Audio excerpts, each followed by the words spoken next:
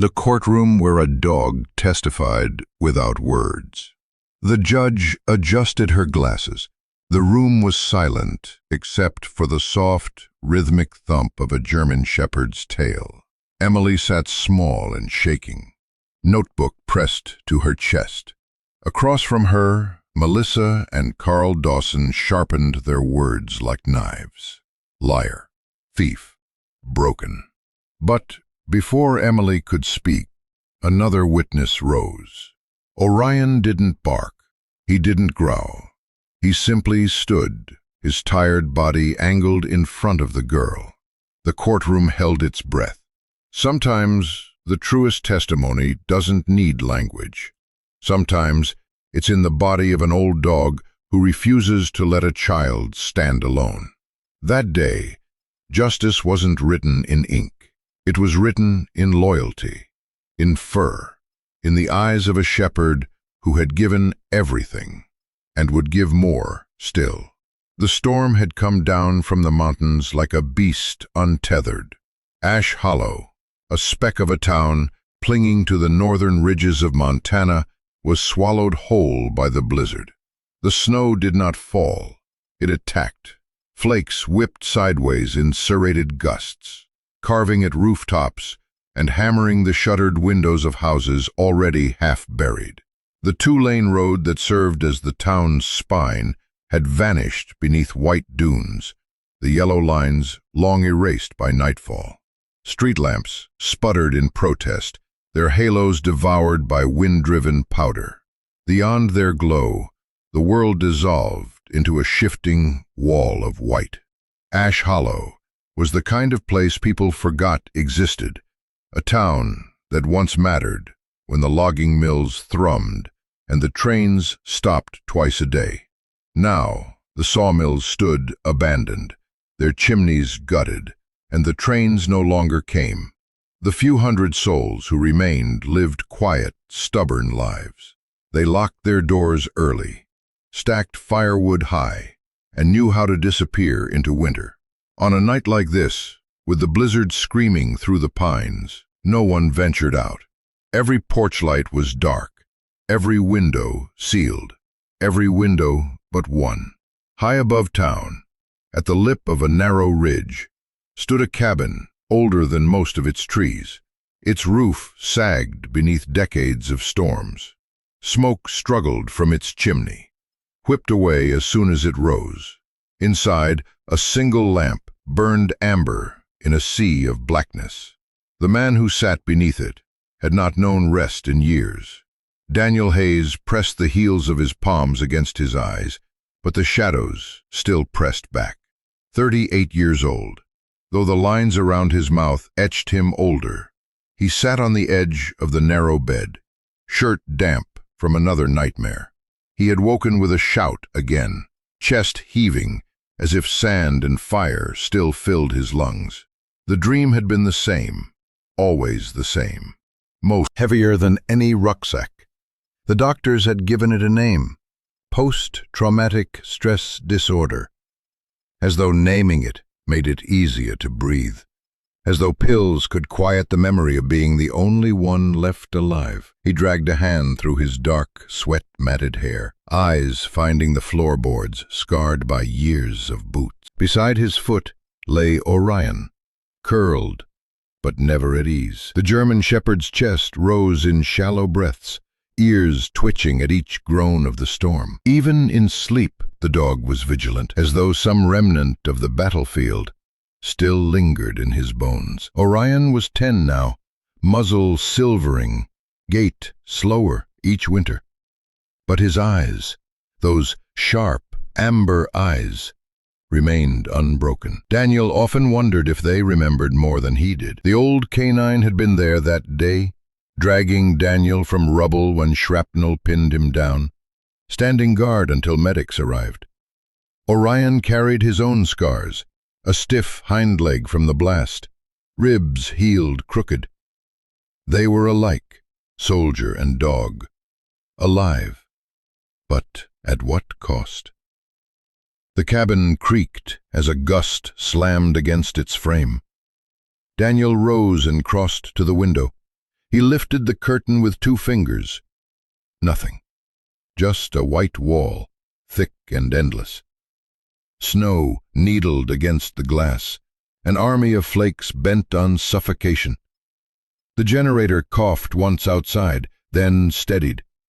He poured water from the kettle into a chipped mug, took a sip, and let the bitterness scald his tongue. Anything to stay awake a little longer. Sleep meant returning to that street, to the blood and silence, to the guilt he could not bury. Sleep was the enemy. He set the mug down and crouched beside Orion, resting a hand on the coarse fur. The shepherd stirred, eyes flicking open, sharp even in lamplight. "Easy, boy," Daniel whispered. His voice carried the gravel of fatigue, of words unused. "It's just the storm." But storms had never been just storms. Not to Orion, not to him. Both had learned to listen to the wind, to trust the subtle changes in air, the sounds others missed. Even here, in exile among mountains, those instincts had not dulled. They lived by them. The minutes dragged. The cabin's clock ticked loud in the silence between gusts. Daniel leaned back against the wall, staring at the ceiling beams darkened by smoke. He tried to count breaths, to ground himself the way the therapists had taught him. In, hold, out. Again, again. But each breath carried echoes of another time, another place. Outside, the blizzard thickened, screaming through the No fighting, either. Survival meant waiting them out. It was the only habit he trusted anymore. Hold still, endure, and wait for the quiet that came after. And so they waited. The soldier with a scarred heart and the dog who refused to let him face the night alone. While Ash Hollow disappeared beneath snow, the storm clawed at the cabin walls as if it meant to tear them down plank by plank. Daniel Hayes sat hunched in the wooden chair, his shoulders bowed beneath the weight of old ghosts.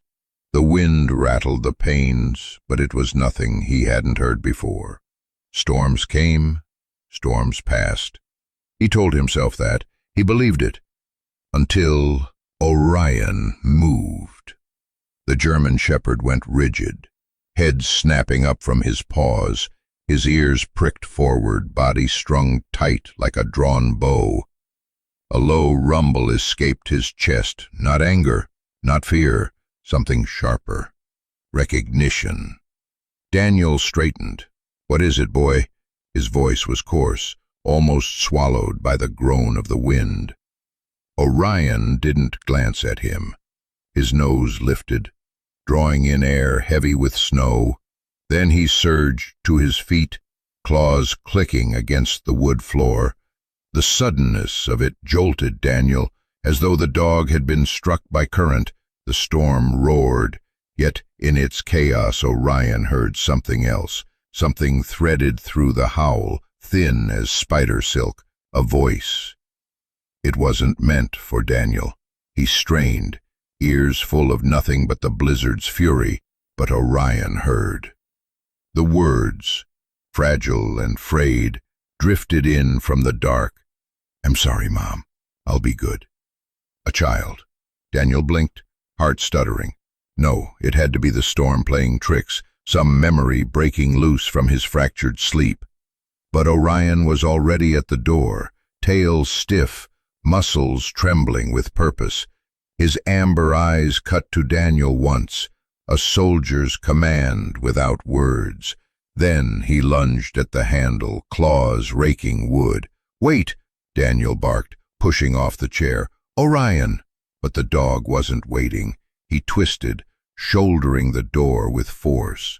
It banged open, wind knifing into the cabin, snow scattering like shattered glass. Cold slammed Daniel in the face, stealing breath from his lungs. Orion vanished into the white with the speed of a much younger dog. For half a heartbeat, Daniel stood frozen. The old instinct of survival screaming, "Stay inside, don't follow." He had obeyed that instinct too often, when his squad was dying, when running might have changed nothing but still haunted him. He wouldn't obey it now.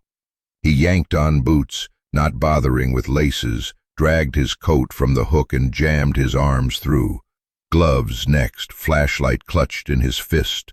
Adrenaline surged hot through veins devoured by wind. No answer. Only the scream of the storm. Panic clawed through his ribs. Orion had never bolted without reason.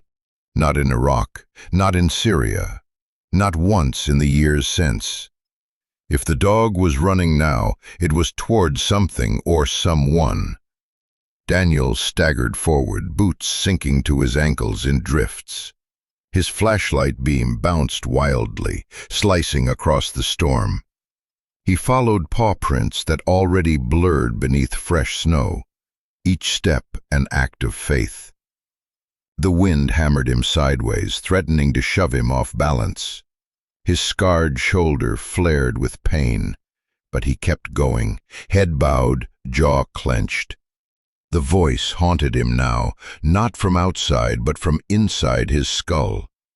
A little girl's whisper tangled with his own memories. "I'm sorry, Mom. I'll be good." He could almost hear Grace, his sister at 5 years old, stubborn and frightened, whispering apologies through the thin walls of their father's house. She had always been too wild for the cage their parents built, always punished for it. Could he be chasing her ghost? The prince veered left. Down a slope Daniel knew led toward the old park.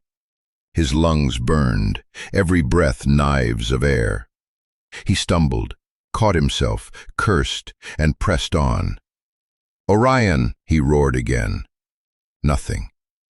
Then, faintly, one bark, short, sharp, directional. Daniel surged toward it, half running, half sliding down the hill. Snow clawed at his legs, soaking through denim, numbing his skin. Another bark cut through the night. Closer, urgent, the playground emerged from the storm, like the bones of some long-dead beast. The slide hunched under a shroud of white, swings frozen in midair. The jungle gym was half buried, a skeleton of rust and ice. At its base, Orion dug frantically, snow flying in sprays from his paws. His bark was hoarse, desperate. Daniel stumbled toward him, light catching the hollow beneath the slide. At first he thought it was a pile of discarded clothing, half-frozen trash pressed into the drift. Then the beam caught skin, blue lips, pale cheek, lashes iced together. A child. She was curled in on herself, arms tight around a thin body, one mitten missing, coat torn. Her chest rose faintly, shallow as a moth's wings. Daniel's heart slammed once, then steadied into the rhythm of action. He dropped to his knees, ignoring the sting as snow soaked his jeans. The flashlight fell aside, beam spilling across the slide like fractured moonlight. He reached for the small form, hands clumsy in thick gloves. He tore them off, skin burning with cold as he touched her face. "You," he muttered, half to her, half to himself. "You're not alone. Not tonight." Orion whined low, circling them, tail lashing snow. His eyes locked on Daniel, fierce and urgent. "Move." Daniel staggered to his feet, clutching the girl against him. His flashlight lay half-buried, forgotten. The only light he needed now was the faint rise and fall of her breath against his collarbone. The storm screamed its defiance, but Daniel set his jaw. He turned uphill, every muscle screaming as he pushed back toward the cabin. Orion loped ahead, a shadow slicing through white, carving the path like he'd done countless times before. And Daniel followed, carrying life in his arms, the first he had carried since the desert, the first that might live because of him. The playground rose out of the storm, like the skeleton of something once alive. Rusted swings clanged in the wind, frozen in half-arcs. A jungle gym hunched like a broken ribcage. The slide, tilted under the crushing weight of snow, loomed as if it had been abandoned by time itself. Ash Hollow had forgotten this place long ago, but Orion had not. The shepherd's paws tore at the drift beneath the slide, snow scattering in violent bursts. His breath came out in heavy clouds, chest heaving, claws scraping metal. He gave a sharp bark, urgent, commanding, before plunging his muzzle deeper into the white. Daniel stumbled into the park seconds later, nearly blind from the gale. His flashlight beam wavered and then steadied, catching Orion's frantic movements. He followed the line of the dog's body, the violent digging, the growl that carried not rage but desperation. "Orion!" he shouted, voice shredding against the storm. Then the light struck something that froze him mid-breath. Not fur, not wood, a patch of skin, too pale, tinged bluish at the lips. A small face, lashes crusted with ice, hair stiff with frost. Daniel's knees buckled as he dropped beside Orion, heart hammering so hard he felt it echo in his teeth. His hands dove into the snow, clawing at the drift with bare fingers, until they stung raw. Cold ate into his skin, but he didn't stop. He couldn't. The snow gave way, revealing a tiny body curled tight, arms pulled around herself, as if the storm had tried to erase her. She wore a coat ripped at the seams, one mitten missing, thin boots soaked through. She was no more than 5. "Dear God," Daniel whispered. His throat tightened until the words scraped out like gravel. Her chest moved, shallow, unsteady. He pressed a trembling hand to her cheek. Ice. He pulled his gloves off with his teeth, ignoring the burn as air seared his fingers. He touched her again, willing warmth into her more dangerous, hope. He didn't wait. He gathered her into his arms, shocked by her weight, or the absence of it. She was feather-light, fragile as a broken bird. Her head lolled against his chest, lips brushing the edge of his collar. For an instant, he felt nothing but the shallow flutter of her breath against his throat. "I've got you," he rasped. The words were a vow, whispered into her hair as though saying them aloud could anchor her to life. "You're safe now. You hear me? You're safe." The storm pressed down harder, screaming like an enemy determined to take her back. Orion barked once, sharp and fierce, then turned toward the slope leading home. His tail flagged high, body low against the wind. A soldier guiding his unit.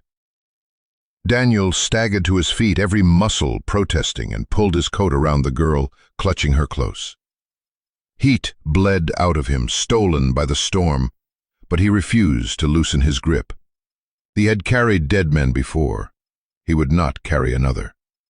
His boots sank deep with every step, snow clawing at his shins, trying to drag him under. His shoulders screamed with pain. Old shrapnel, old memories, but he forced his body forward. The weight of the child was nothing, but the responsibility pressed like iron. Orion darted ahead, circling back to check on them, then surging forward again. His dark coat vanished into the white, only to reappear a heartbeat later, always leading, a shadow that would not be lost. Daniel's breath came ragged, searing his lungs with each draw. The storm blurred everything, the trees, the path, even the edges of himself. But in his arms was the only reality that mattered, a heartbeat so faint it was almost silence. He pressed his cheek against her forehead, desperate to feel life.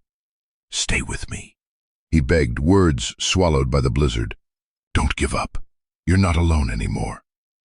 The soldier who had once believed there was nothing left to save now carried the smallest, most fragile life he had ever touched. And in that burden, something inside him shifted, a crack in the stone he had built around himself. Each step was a battle. The snow rose to his knees, sucking at his boots. Wind slashed sideways, trying to pry the child from his arms. His arms tightened until they ached. The cabin was somewhere ahead. Warmth, fire, blankets. He could almost see the glow through the curtain of snow. He forced his legs to move faster, willing the vision into truth. Orion's bark cut through the storm again, closer this time to the ridge. A signal, a beacon. Daniel climbed, breath raw, thighs burning. The girl stirred faintly, her tiny hand twitching against his chest. He nearly wept at the movement. "That's it, sweetheart," he murmured. "Fight. Just a little longer." The ridge loomed above them, porch, legs buckling beneath him.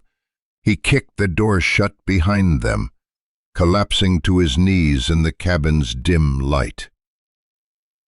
Heat from the fire licked the air, thin but alive.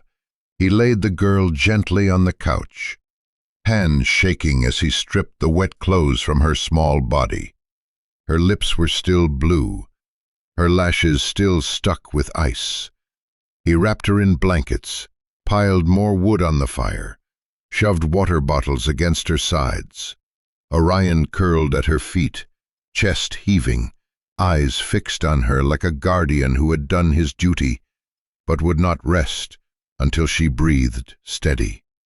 Daniel sat back, drenched in sweat and snow melt, chest pounding.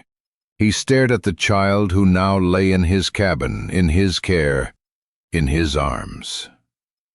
A soldier who had thought his purpose buried with his brothers had been handed something terrifyingly precious: life.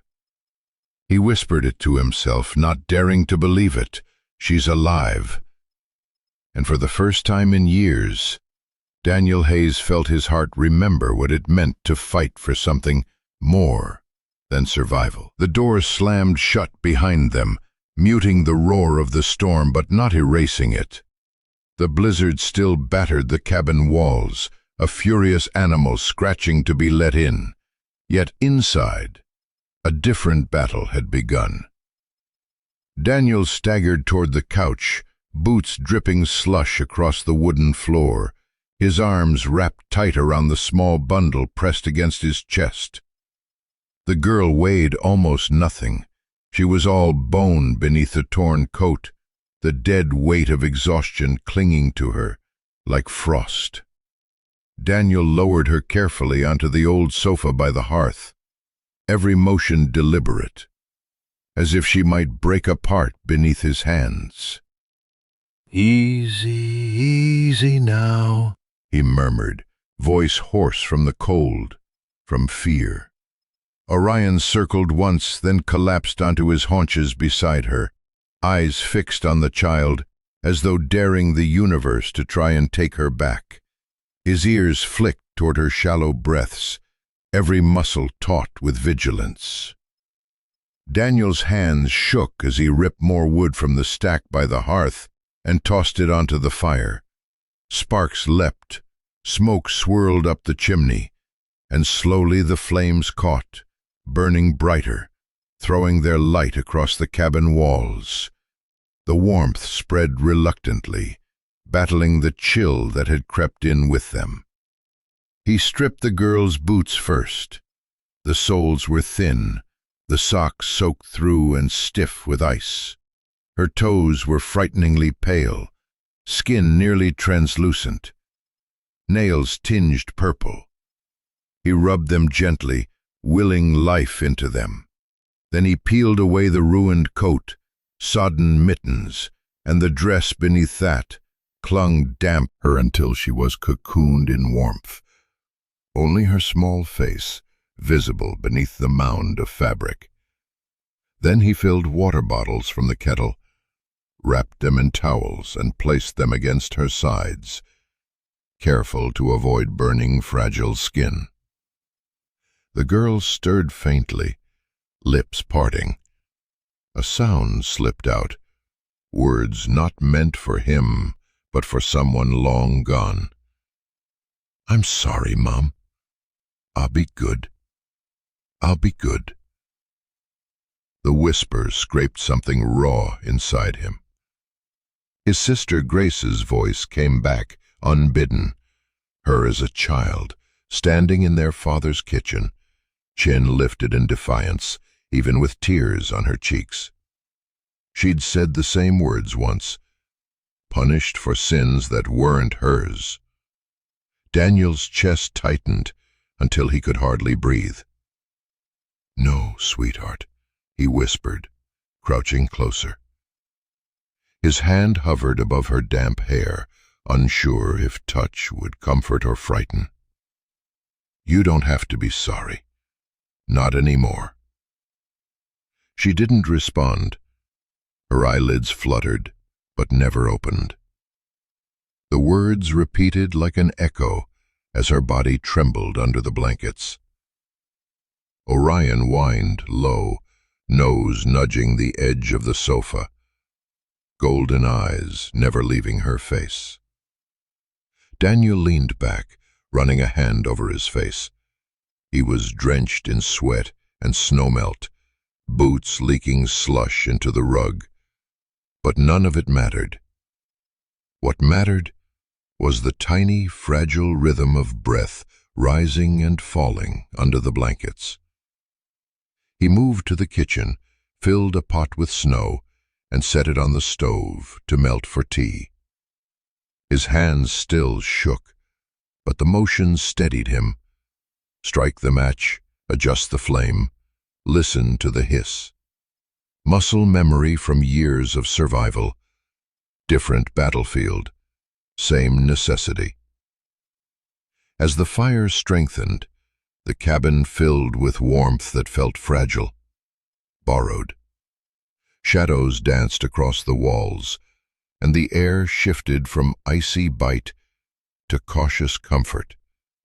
Daniel sat on the floor beside the sofa, back against the wood, head tilted toward the child. She murmured again. This time, it was only one word. "Mom." Her face pinched as though the word carried weight heavier than her small body could hold. Daniel stared at her, heart aching in a place he'd thought long numb. A soldier who had buried friends, who had hardened himself against grief, now sat undone by a child whispering apologies into the dark. He rubbed his scarred shoulder, feeling the ache flare with each heartbeat. "You're safe," he whispered again, as much for himself. Anchor him, a reminder that life continued in small, ordinary ways, even after storms, even after war. He looked back at the girl. Her lips had lost some of their blue tint. Her breathing was steadier now, though still shallow. Beneath the blankets, her small body shifted faintly, fighting to return to warmth. For the first time in years, Daniel felt the stir of something he hadn't allowed himself. Purpose. Not the mission orders that had driven him across deserts, not the survival instincts that dragged him home alive, but something gentler, heavier, a reason to fight that had nothing to do with him. He whispered it aloud, almost afraid to believe it. "You're going to live, kiddo. I swear it." The storm battered the cabin outside, but within its walls a different silence grew, softer, fragile, like the first ember of hope refusing to die.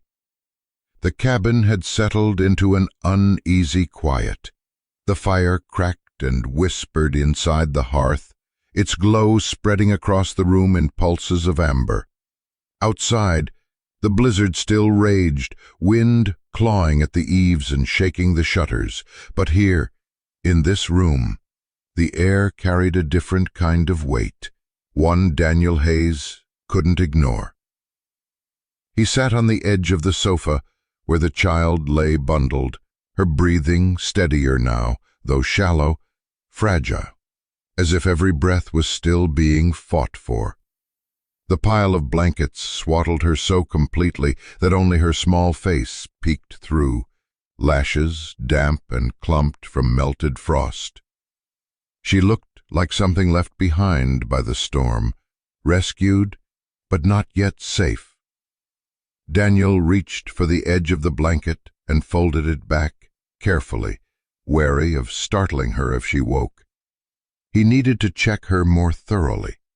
Hypothermia was one enemy, but another kind of damage lingered, one he couldn't ignore, even if he tried.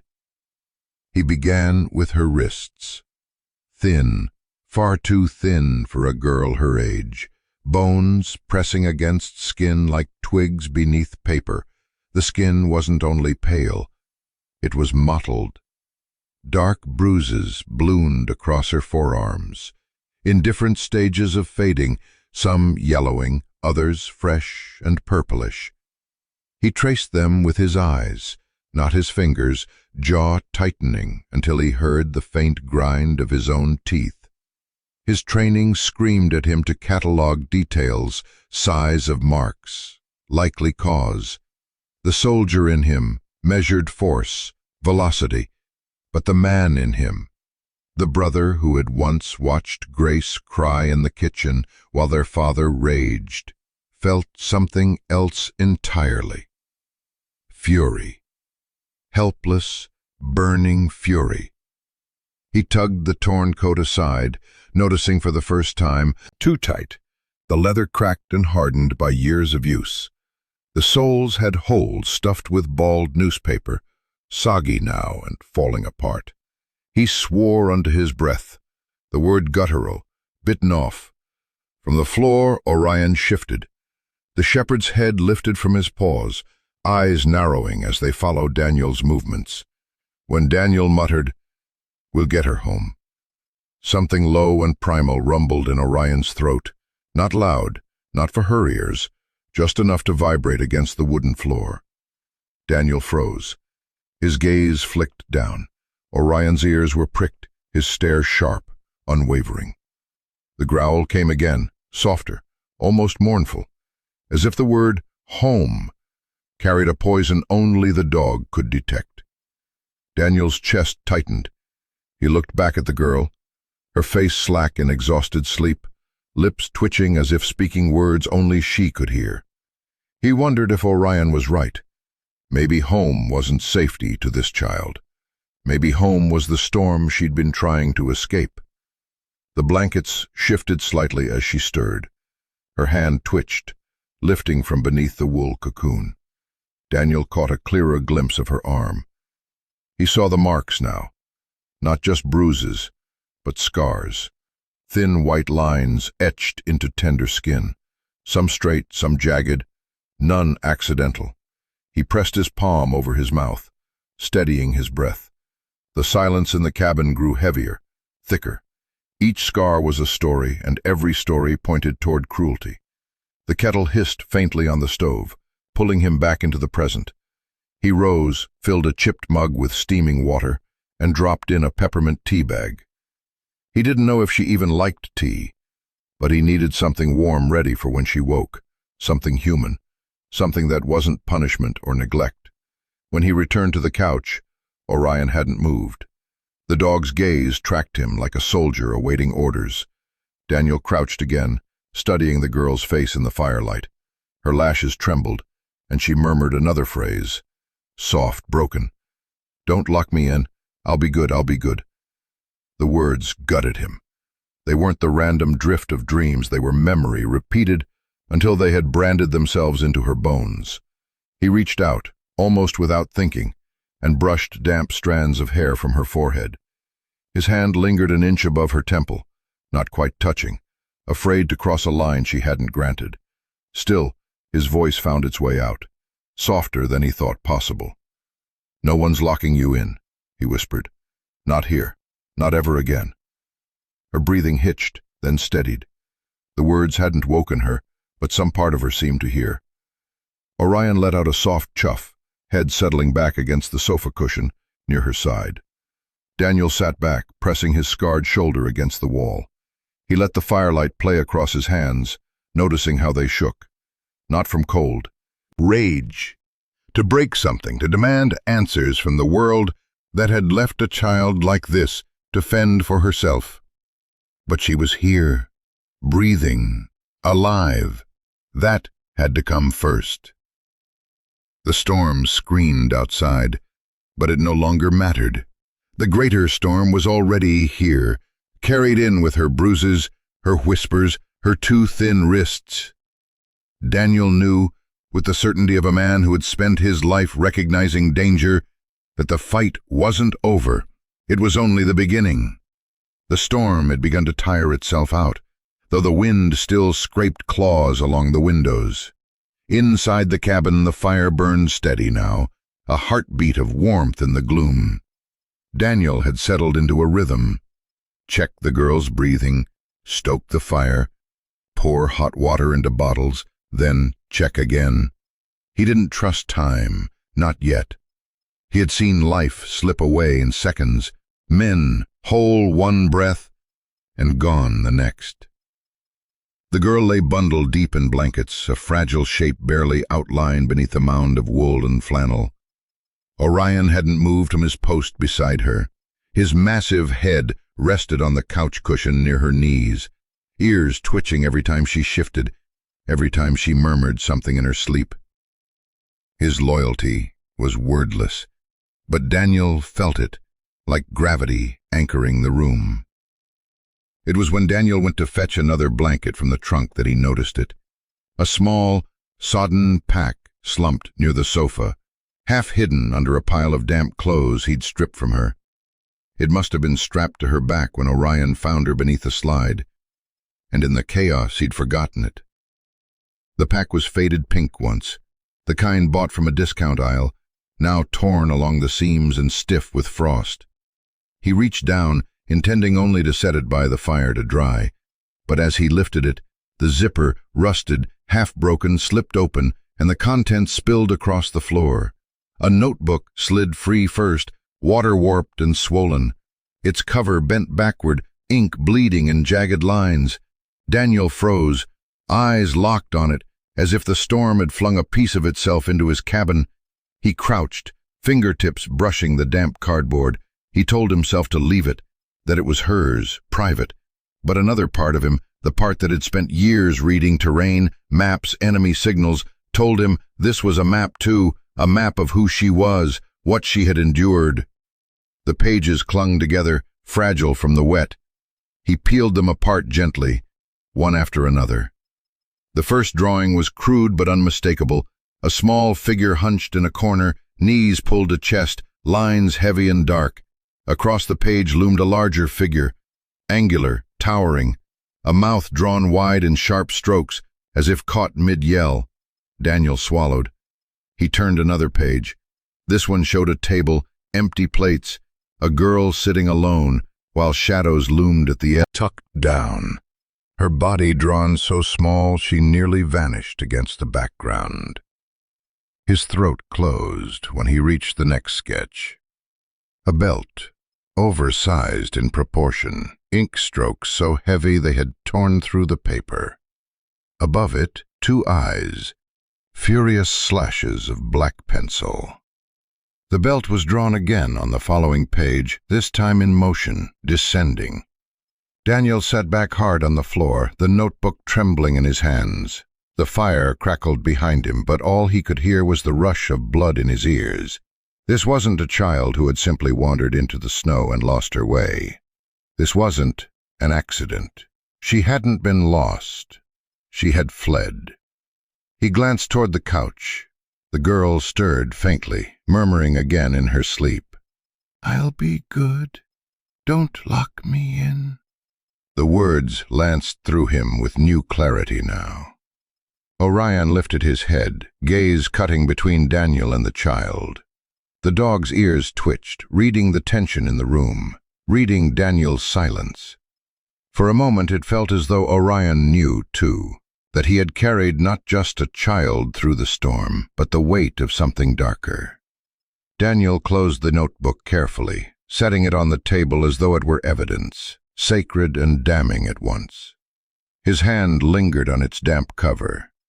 He remembered missions where intel had changed everything. A scrap of paper, a coded message, the single piece that revealed the truth.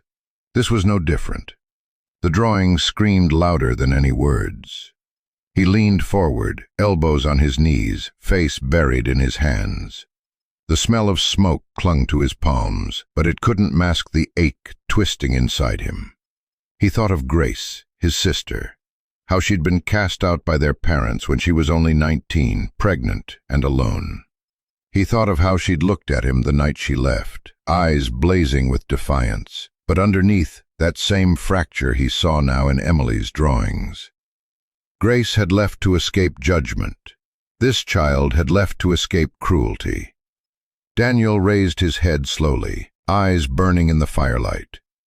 "She didn't get lost," he whispered, voice hoarse. "She ran."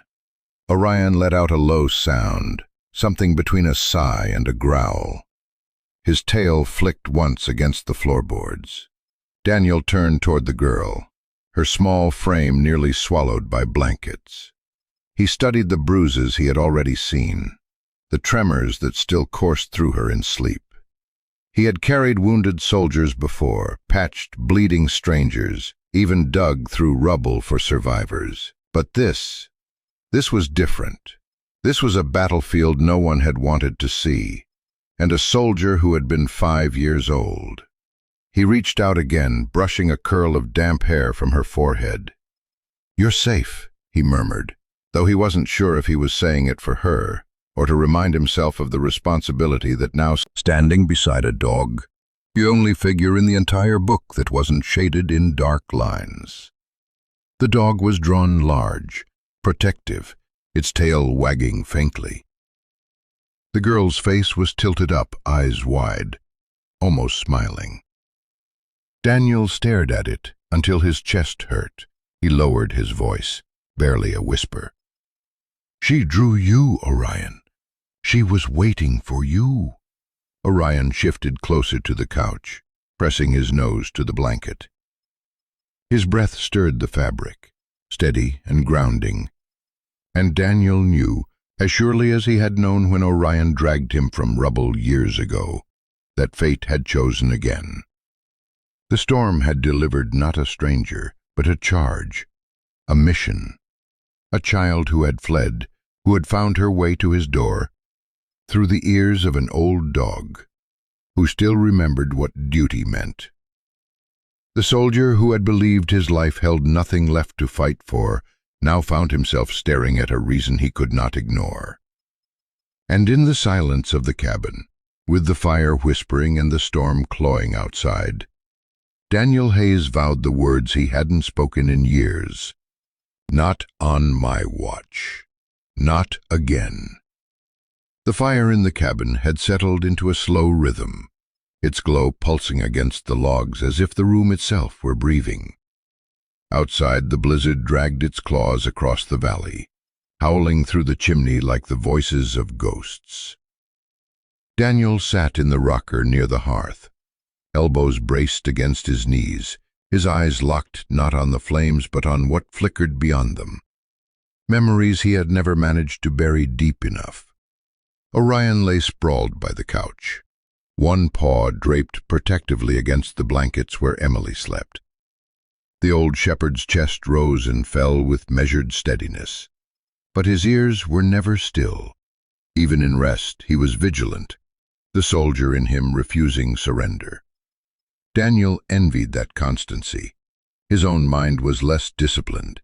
It betrayed him nightly, every time he closed his eyes. Tonight was no different. He could see it again, the desert heat shimmering on asphalt, the whine of cicadas drowned out by the hum of armored engines. He could smell the acrid dust, taste the copper tang of adrenaline. His squad had been tight that day, laughing even, teasing him about the way Orion always shadowed him like a jealous lover. 12 men, 12 brothers, and then nothing. The blast had come suddenly, mercilessly, a sound so violent it tore the sky in half. An IED buried beneath the road had swallowed their convoy whole. Daniel remembered the fireball blooming, the pressure wave that flung him against concrete, ribs snapping like dry branches. He remembered the searing heat, the silence that followed, so complete it felt like the world had ended. And then he remembered Orion. The shepherd had been reaching out with a trembling hand, gripping thick fur, anchoring himself to the only living thing left in that burning street. When the dust settled, he was the only man breathing. 11 names etched on plaques back home, 11 families with folded flags, and him, the lone survivor. He pressed his hands against his face now, fingers digging into his temples as though he could silence the memory. But guilt didn't fade. It only metastasized, curling tighter each year until it became part of his marrow. Why him? Why not Thomas with his easy laugh? Why not Ortiz, who just had a son? Why not Captain Miller, the man who'd led them with a steady hand through 3 tours? Survivor's guilt had a cruel logic. It whispered that every sunrise you saw was one stolen from the dead. Daniel dropped his hands and stared into the fire. The crackling logs shifted, releasing a shower of sparks that floated like embers of memory. He thought of Orion pulling him free, of the way the shepherd's eyes had locked on his, steady, insistent. Live. It had never felt like salvation. It felt like condemnation. And now, Emily. He turned his gaze to the couch. The little girl stirred in her sleep, her small hand clutching the edge of the blanket as though it were a lifeline. Her face, pale beneath the fire's glow, was marked by faint shadows, scars, bruises, old pain etched into skin too young to carry it. She had whispered apologies even in unconsciousness, words no child should know by heart. Daniel's chest tightened. Was this fate, some divine accounting, balancing the ledger of his survival? Had the same unseen hand that had spared him years ago now delivered this child to his doorstep, demanding he not waste the second chance? Or was it penance? A punishment cloaked in mercy, forcing him to confront not just his own ghosts, but hers as well. He leaned back in the rocker, the wood creaking under his weight. Why me? The word slipped out raw, carried off by the crackle of flames. His voice sounded too much like the desert again, broken and parched. Orion stirred at the sound, lifting his head. The shepherd's eyes caught the firelight, reflecting back like coals. He studied Daniel, then shifted his gaze to Emily, as if answering the question with the only truth he knew. Because you can. Daniel huffed out a bitter laugh. Trust Orion to reduce cosmic torment to instinct. The dog didn't care about fate or guilt, only about duty. It was simpler for him, see the wounded, protect them, stay until the job is done. For Orion, survival had never been about worthiness. It had been about loyalty. But for Daniel, every day felt like theft. He remembered Ortiz's wife at their sons and husbands were names on stone. And yet, he looked again at Emily, her chest rising faintly under the blankets, her lips parted in shallow breaths. She was here, alive because Orion had heard her whisper, alive because Daniel had followed into the storm. For the first time in years, he felt something crack through the numbness, a spark, fragile and dangerous. Hope. Maybe fate wasn't punishing him. Maybe it was testing him. Could he take the broken pieces left of himself, the scars, the guilt, the sleepless nights, and use them to shield someone smaller, someone innocent? Could he redeem survival by making it mean something beyond his own torment? The fire popped sharply, and Daniel startled before catching himself. He rubbed a hand down his face, exhaling slowly. Second chance, he whispered, softer this time. The words didn't taste bitter now. They tasted possible. Orion settled his head back down on the couch cushion near Emily's knees, closing his eyes again but keeping his body poised, ready. Daniel followed the dog's gaze one last time. The storm outside had not let go, but here in the cabin, a fragile stillness pressed close. Daniel felt the weight of his ghosts, yes, but also the faintest stirring of purpose, like the first member refusing to die out. And for the first time in years, he let himself believe that maybe, just maybe, survival wasn't theft. Maybe it was preparation. For her. The storm still roared outside, hurling snow against the cabin walls with a fury that shook the timbers. Inside, however, the fire had softened to a steady heartbeat, filling the room with a cocoon of warmth and flickering orange light. Daniel sat slouched in the rocker, eyes heavy, his body trapped somewhere between waking and sleep. He hadn't let himself drift fully under, not with a stranger's child on the couch, not with the ghosts pressing close. Orion stirred first. The shepherd's ears twitched, catching something beyond the crackling logs. His massive head lifted, gaze cutting toward the couch. A sound followed, so soft Daniel thought he imagined it at first.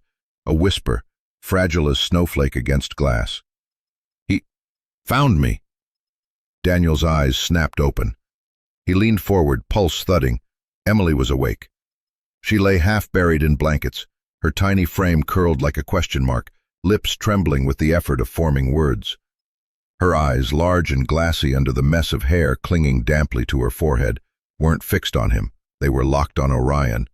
The shepherd rose, padding silently across the cabin floor. He moved with the grace of age and muscle memory, every step measured, deliberate.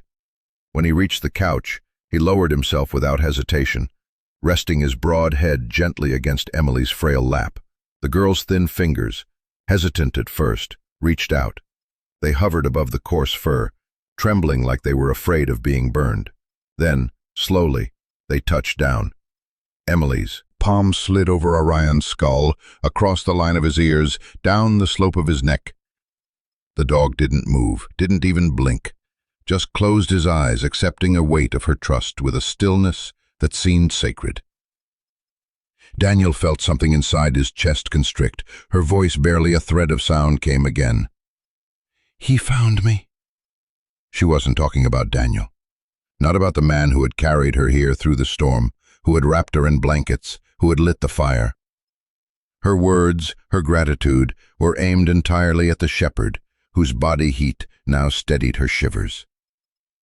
Daniel swallowed against the ache rising in his throat. He wasn't sure why it hurt, perhaps because it confirmed what he already knew. Trust wasn't his to earn, not yet. She had given it freely to Orion, as though the dog had crossed some invisible threshold he himself could not. And maybe she was right. Orion had heard what Daniel couldn't. Orion had led the charge into the blizzard, unflinching, unhesitating. He had dug through snow with teeth and paws until she was found. If Daniel was the arms that carried her, Orion was the spirit that saved her. Emily's fingers threaded deeper into Orion's fur. She let out a sigh, small but true, and for the first time Daniel saw the tension drain from her face. It wasn't much. It didn't erase the hollows beneath her eyes or the shadows along her cheeks, but it was something, the first flicker of peace. Daniel shifted in his chair, leaning forward, elbows on his knees. He spoke low, careful not to shatter the fragile quiet. "You're safe now." Her gaze darted to him then, sudden, sharp, like a cornered animal. Those wide eyes didn't hold relief, not yet. They held fear, distrust. She clutched the blanket higher with one hand, but she didn't stop stroking Orion with the other. Daniel lifted his hands, palms open, a gesture of surrender. "I won't hurt you, neither will he." He nodded toward the shepherd, though the truth of that didn't need saying. Orion's presence was already proof enough. Emily blinked, her mouth working soundlessly, before she tucked her face into Orion's fur. Whatever words she wanted to give him stayed locked behind her lips. Daniel exhaled slowly, letting the silence hold.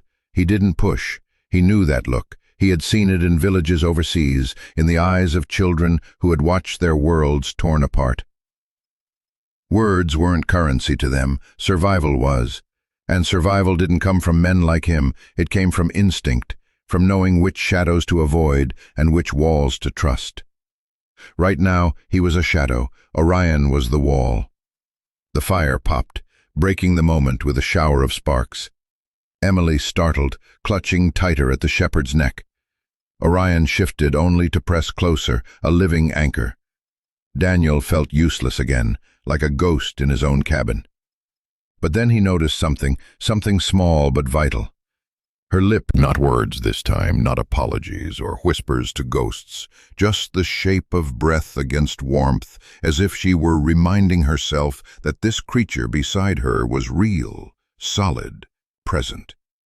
And slowly she uncurled. The blanket slipped from her chin, her shoulders dropping an inch. Daniel let out a breath he hadn't realized he was holding. The rocker creaked when he leaned back, careful, quiet. He let the distance remain between them, let Orion bridge the space. If trust had to be earned through the dog, so be it. He could wait. He had nothing but time now. Time and the ghosts he carried, ghosts who maybe, just maybe, had led her here to him. He studied her in the firelight. Every detail etched itself into his mind, the bruises hidden half beneath sleeves, the thin wrists, the way her fingers never stopped stroking Orion's fur, as if terrified he might vanish if she let go. And though guilt gnawed at him for not being enough, another feeling stirred beneath it, a spark, a vow unspoken. She had spoken her first words in this cabin not to him, but to Orion. Yet even so, those words bound them all the same. He found me. Daniel looked at the shepherd, his old partner, his savior. Orion opened one amber eye, meeting his gaze with something that almost felt like understanding.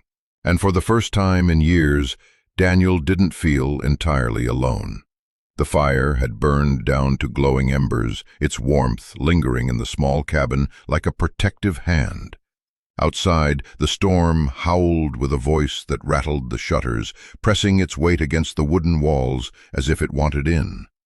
The blizzard had not relented, and Daniel knew it wouldn't, not until the mountains had been stripped bare and the world was buried under feet of snow.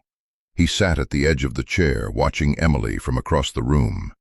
She was cocooned in blankets on the couch, her small frame barely a rise beneath the layers. Her breathing had steadied, though every so often she stirred, and Orion's ears flicked, his head lifting just enough to assure himself she was still there. Daniel's chest ached with a mix of exhaustion and something he wasn't ready to name. He hadn't planned for this, for another heartbeat under his roof, for someone else's fragility folding itself into his solitude. And yet here she was, a child the storm had delivered into his broken hands. Emily shifted again, a small sound escaping her lips. He thought she was dreaming at first, the kind of restless murmurs he'd heard before. Apologies whispered to a mother who wasn't here. But then her head turned slightly and her eyes opened. They weren't glassy anymore. They were wide, too wide, like someone caught between dread and the faintest flicker of hope. Her lips parted. At first no sound came. Daniel leaned forward, straining to catch whatever was trying to push past her. Sure, he hadn't imagined them. They barely carried beyond the space between them, swallowed almost immediately by the hiss of wind against the cabin walls. Daniel froze, the weight of her question pressing into him heavier than any rucksack he'd carried overseas. She wasn't asking for food or warmth, not even for protection. She was asking for permission, for sanctuary, just for one night, as if even that might be too much to hope for. Something inside him cracked. He nodded once, voice low, steady, though he felt anything but. Yes, you can stay. Emily's eyes flicked toward him, searching for any hint of a lie, any shadow of the betrayal she seemed to expect. When she found none, her shoulders dipped a fraction, tension loosening just enough for the words to settle inside her. She tucked her face against Orion's neck again, as if sealing herself inside the safety he provided. Daniel sat back, his pulse unsteady. Agreement had been easy. Living with what it meant, that was harder. He knew what the morning could bring. Questions, decisions, responsibilities he wasn't sure he was built to shoulder anymore. The war had left him gutted, stripped down to a man who could barely keep his own head above water. What right did he have to promise shelter to someone else, especially a child? But then again, hadn't Orion pulled him from worse? Hadn't survival always come one impossible choice at a time? The cabin grew quiet save for the storm's rage outside. Emily's breathing evened out again. Her small hands tangled in the shepherd's fur as sleep claimed her once more. Daniel stood, careful not to make the floorboards creak. He pulled an extra quilt from the chest at the foot of his bed and draped it gently over her. For a moment he lingered, watching the rise and fall of her chest, the faint color returning to her cheeks, now that the fire's warmth had wrapped itself around her. He whispered, more to himself than her, "You're safe here tonight." Orion's eyes lifted to meet his. The shepherd eased away from the couch only after Emily had sunk fully into slumber. Without a sound, he padded toward the small hallway, planting himself squarely outside the door to Daniel's bedroom. Then he lay down, head between his paws, his body blocking the threshold like a sentinel. Daniel stared at him, something between gratitude and awe swelling in his chest. Orion had always been this way, an unyielding guardian, a wall that nothing passed without permission. In Iraq, it had been IEDs and ambushes. Here, it was nightmares and the ghosts that haunted a child's sleep. Different battlefields, same soldier. He turned off the lantern, letting the fire's glow be enough. Shadows danced across the walls, weaving memories that refused to let him go. He climbed into his bed, though sleep didn't come easy. Not with the storm outside, not with the fragile question still echoing in his skull, "Can I stay here tonight?" It wasn't just question, it was a plea, a test, a confession wrapped inside a child's trembling voice. And it had been given to him. Daniel closed his eyes, every muscle taut. For the first time in years, he realized he wasn't entirely alone in this cabin. For the first time since the war, someone else's survival was tied to his again. It terrified him. But beneath the fear, a spark flickered. The faint, dangerous possibility that maybe fate had given him a second chance. The storm raged on, but inside the cabin 3 souls rested. A broken soldier, a wounded child, and the old shepherd who bound them together, standing guard against the dark. The storm had softened by morning, though the world outside Daniel's cabin still wore its cloak of white. Snow draped itself across the fir branches, thick and heavy, muting even the sound of the creek that usually murmured at the edge of his land. Smoke curled steadily from the chimney, carrying the scent of cedar and pine across the clearing. Inside, Daniel was at the stove, coaxing weak coffee into being. He hadn't slept much. Every time the cabin creaked under the weight of snow, he jerked awake, expecting to find the couch empty or the blankets thrown aside. But Emily had stayed curled up through the night. Orion's massive shape draped close, his breathing like a metronome, steadying the storm in her chest. Daniel's hands wrapped around the tin mug when a sound broke through the quiet, the crunch of boots on ice. He stiffened instinctively, the soldier in him rising unbidden. His first thought was trouble. His second, just as sharp, was, "They've come looking for her already." But then he saw her through the frosted glass of the window, Sarah Whitmore, his nearest neighbor, though nearest in these parts still meant a half-mile away. She was carrying a basket against her hip, her scarf wound high over her weathered face, her steps careful on the iced path. Sarah had a way of appearing whenever the storm eased, as if she trusted her own instincts more than the forecasts on the radio. Orion had already risen, tail wagging low and steady, his body loose in a way Daniel rarely saw. Daniel cracked the door and let her in. "Morning, Daniel." Her voice was brisk, carrying the no-nonsense warmth of someone who had spent her life in these mountains. She set the basket on the counter before brushing the snow from her coat. "Brought over some stew and fresh bread.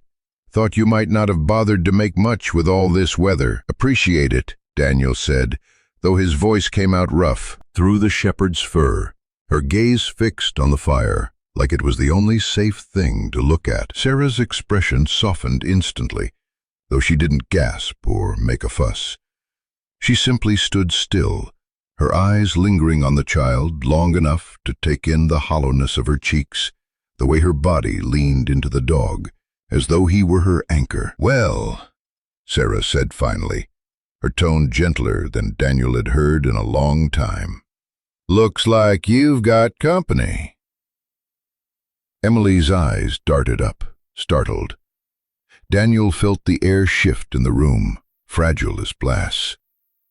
He braced himself for questions, the kind that would cut too close, but Sarah didn't push. Instead, she stepped closer to the stove, unwrapping the cloth from around the loaf of bread. "Don't you worry, sweetheart," she said without looking directly at Emily.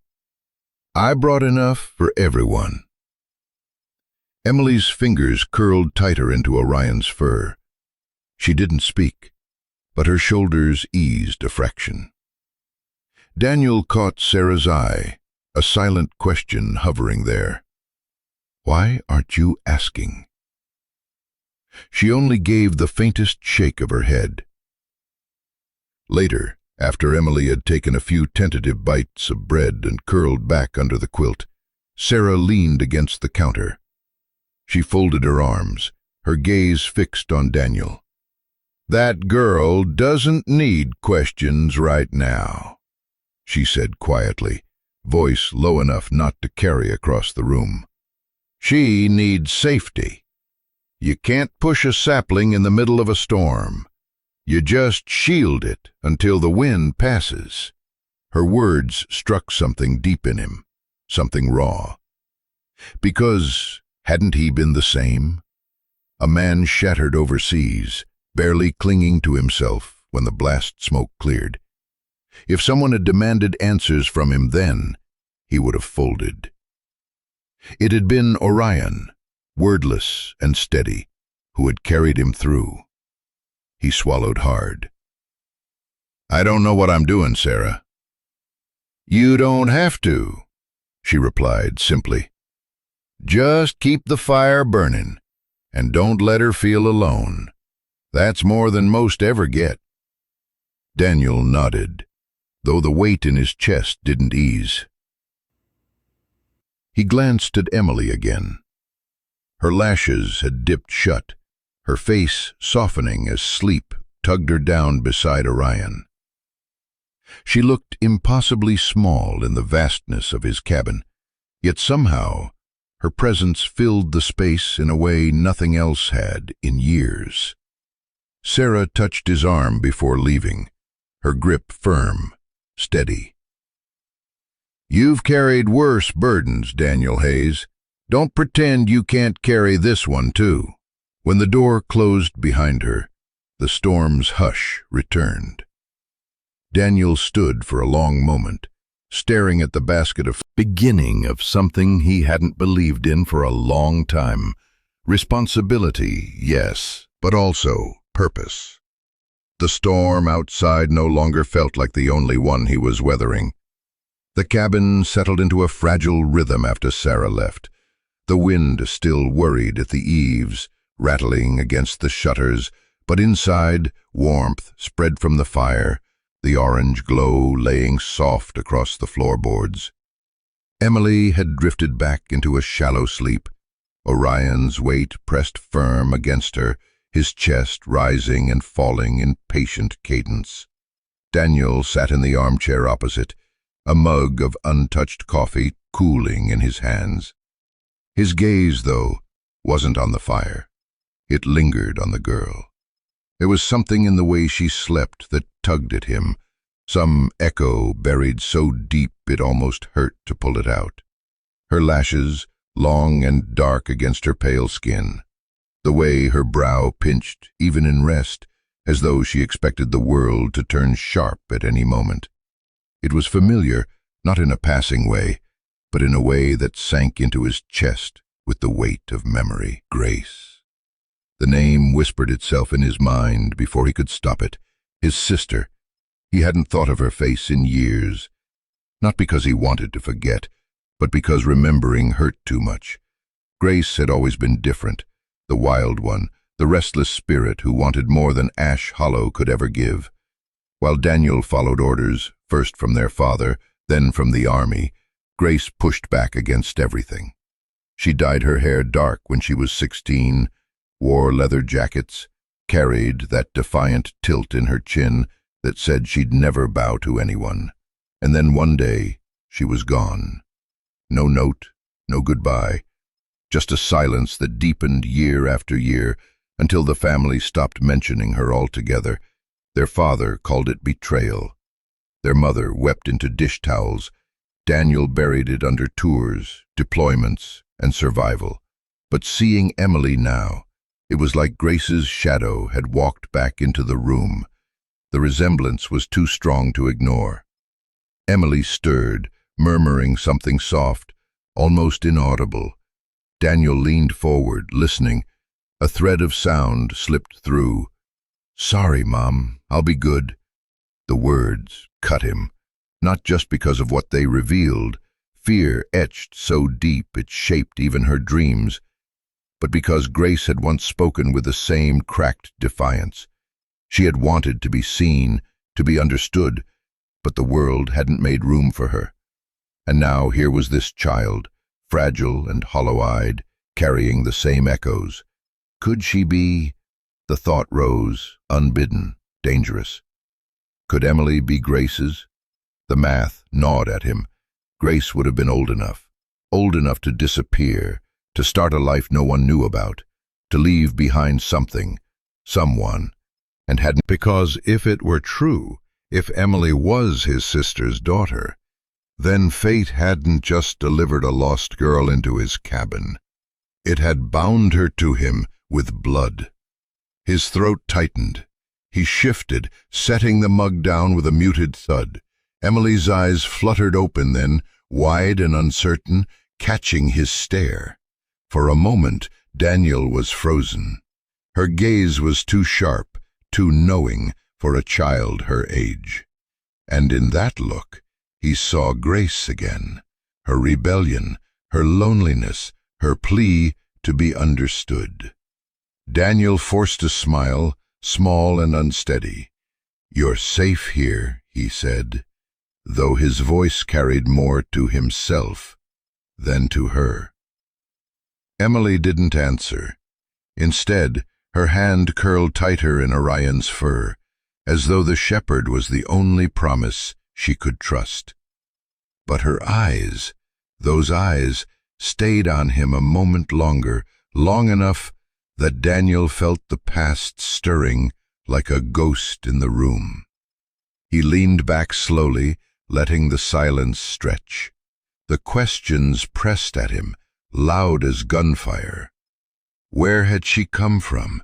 Who had hurt her? Could Grace have led a life so broken it ended with this child, abandoned in a storm? And yet, beneath all that, another current pulled stronger. If Emily was Grace's, then she was his blood, his responsibility. The thought bound him in a way the army never had, in a way survivor's guilt couldn't. Responsibility, family. The words felt foreign on his tongue. But as he looked at Emily's too thin wrists, her too large eyes, they rooted themselves deep. The fire popped, sending a small spray of sparks up the chimney. Emily flinched, shrinking into Orion's side. Daniel exhaled slowly. "Easy," he murmured, softer now. "It's just the wood." Her gaze flickered to him again, uncertain, but in that moment Daniel made a silent vow. Whether she carried Grace's blood or not, this child would not be abandoned, not while he still breathed. The storm outside moaned against the walls, but Daniel barely heard it. The louder storm was inside. Ghosts of war, ghosts of family, all converging in the face of a little girl who might just be the second chance he'd never believed he deserved. The storm had dulled into a weary hush, the kind that smothered sound and left only the steady ticking of the clock on the mantel. Emily slept again, curled under the weight of Orion's protective form, her small hand still tangled in his fur. Daniel stood in the doorway of the bedroom, watching them, feeling the kind of ache that wasn't physical, but lodged deep behind the ribs. He couldn't rest. The house itself seemed after the old man's passing. Daniel had shoved most of the furniture into the corners, unable to face the ghosts that lived in those drawers and shelves. But now, with Emily's presence igniting the shadows of Grace in his mind, he felt pulled to it, as though the past demanded he finally open the doors he'd left closed. The desk sat in the far corner, oak dulled by time, its surface scarred with the scratches of decades. Dust had gathered like a blanket, soft and undisturbed. Daniel dragged the chair out, its legs shrieking lightly against the floor, and lowered himself. His fingers brushed the top, tracing grooves he remembered carving with a pocket knife as a boy, initials half forgotten. He opened the first drawer. Receipts, yellowed ledgers, his father's neat handwriting in columns. Nothing but the remnants of a man who had worshipped order. The second drawer yielded old photographs, curled at the edges, faces of people long gone. He sifted past them, jaw tightening. It was the bottom drawer that resisted, sticking as though the years themselves didn't want to release what lay inside. He tugged harder, until it gave with a groan. Inside lay a bundle of papers, envelopes tied loosely with twine. Most bore the stern hand of bills and accounts, but tucked beneath, pressed flat against the wood, was an envelope softer with age, edges frayed from handling. Daniel's breath caught. His name was scrawled across the front in handwriting he hadn't seen in 2 decades, uneven, hurried, but undeniably hers. Grace. His hands trembled as he lifted it out. Dust motes rose in the air, swirling in the firelight. For a long moment he simply stared, afraid of what truths the paper might carry. Finally, with a steadying inhale, he slid his finger under the brittle seal and opened it.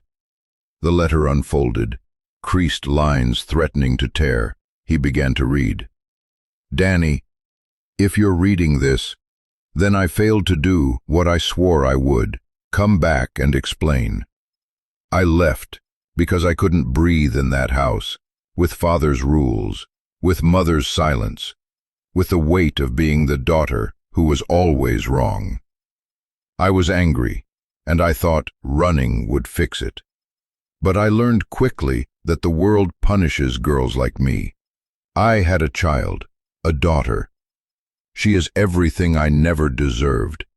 I don't know how to keep her safe in this world I've chosen, but I love her more than I've ever loved anything.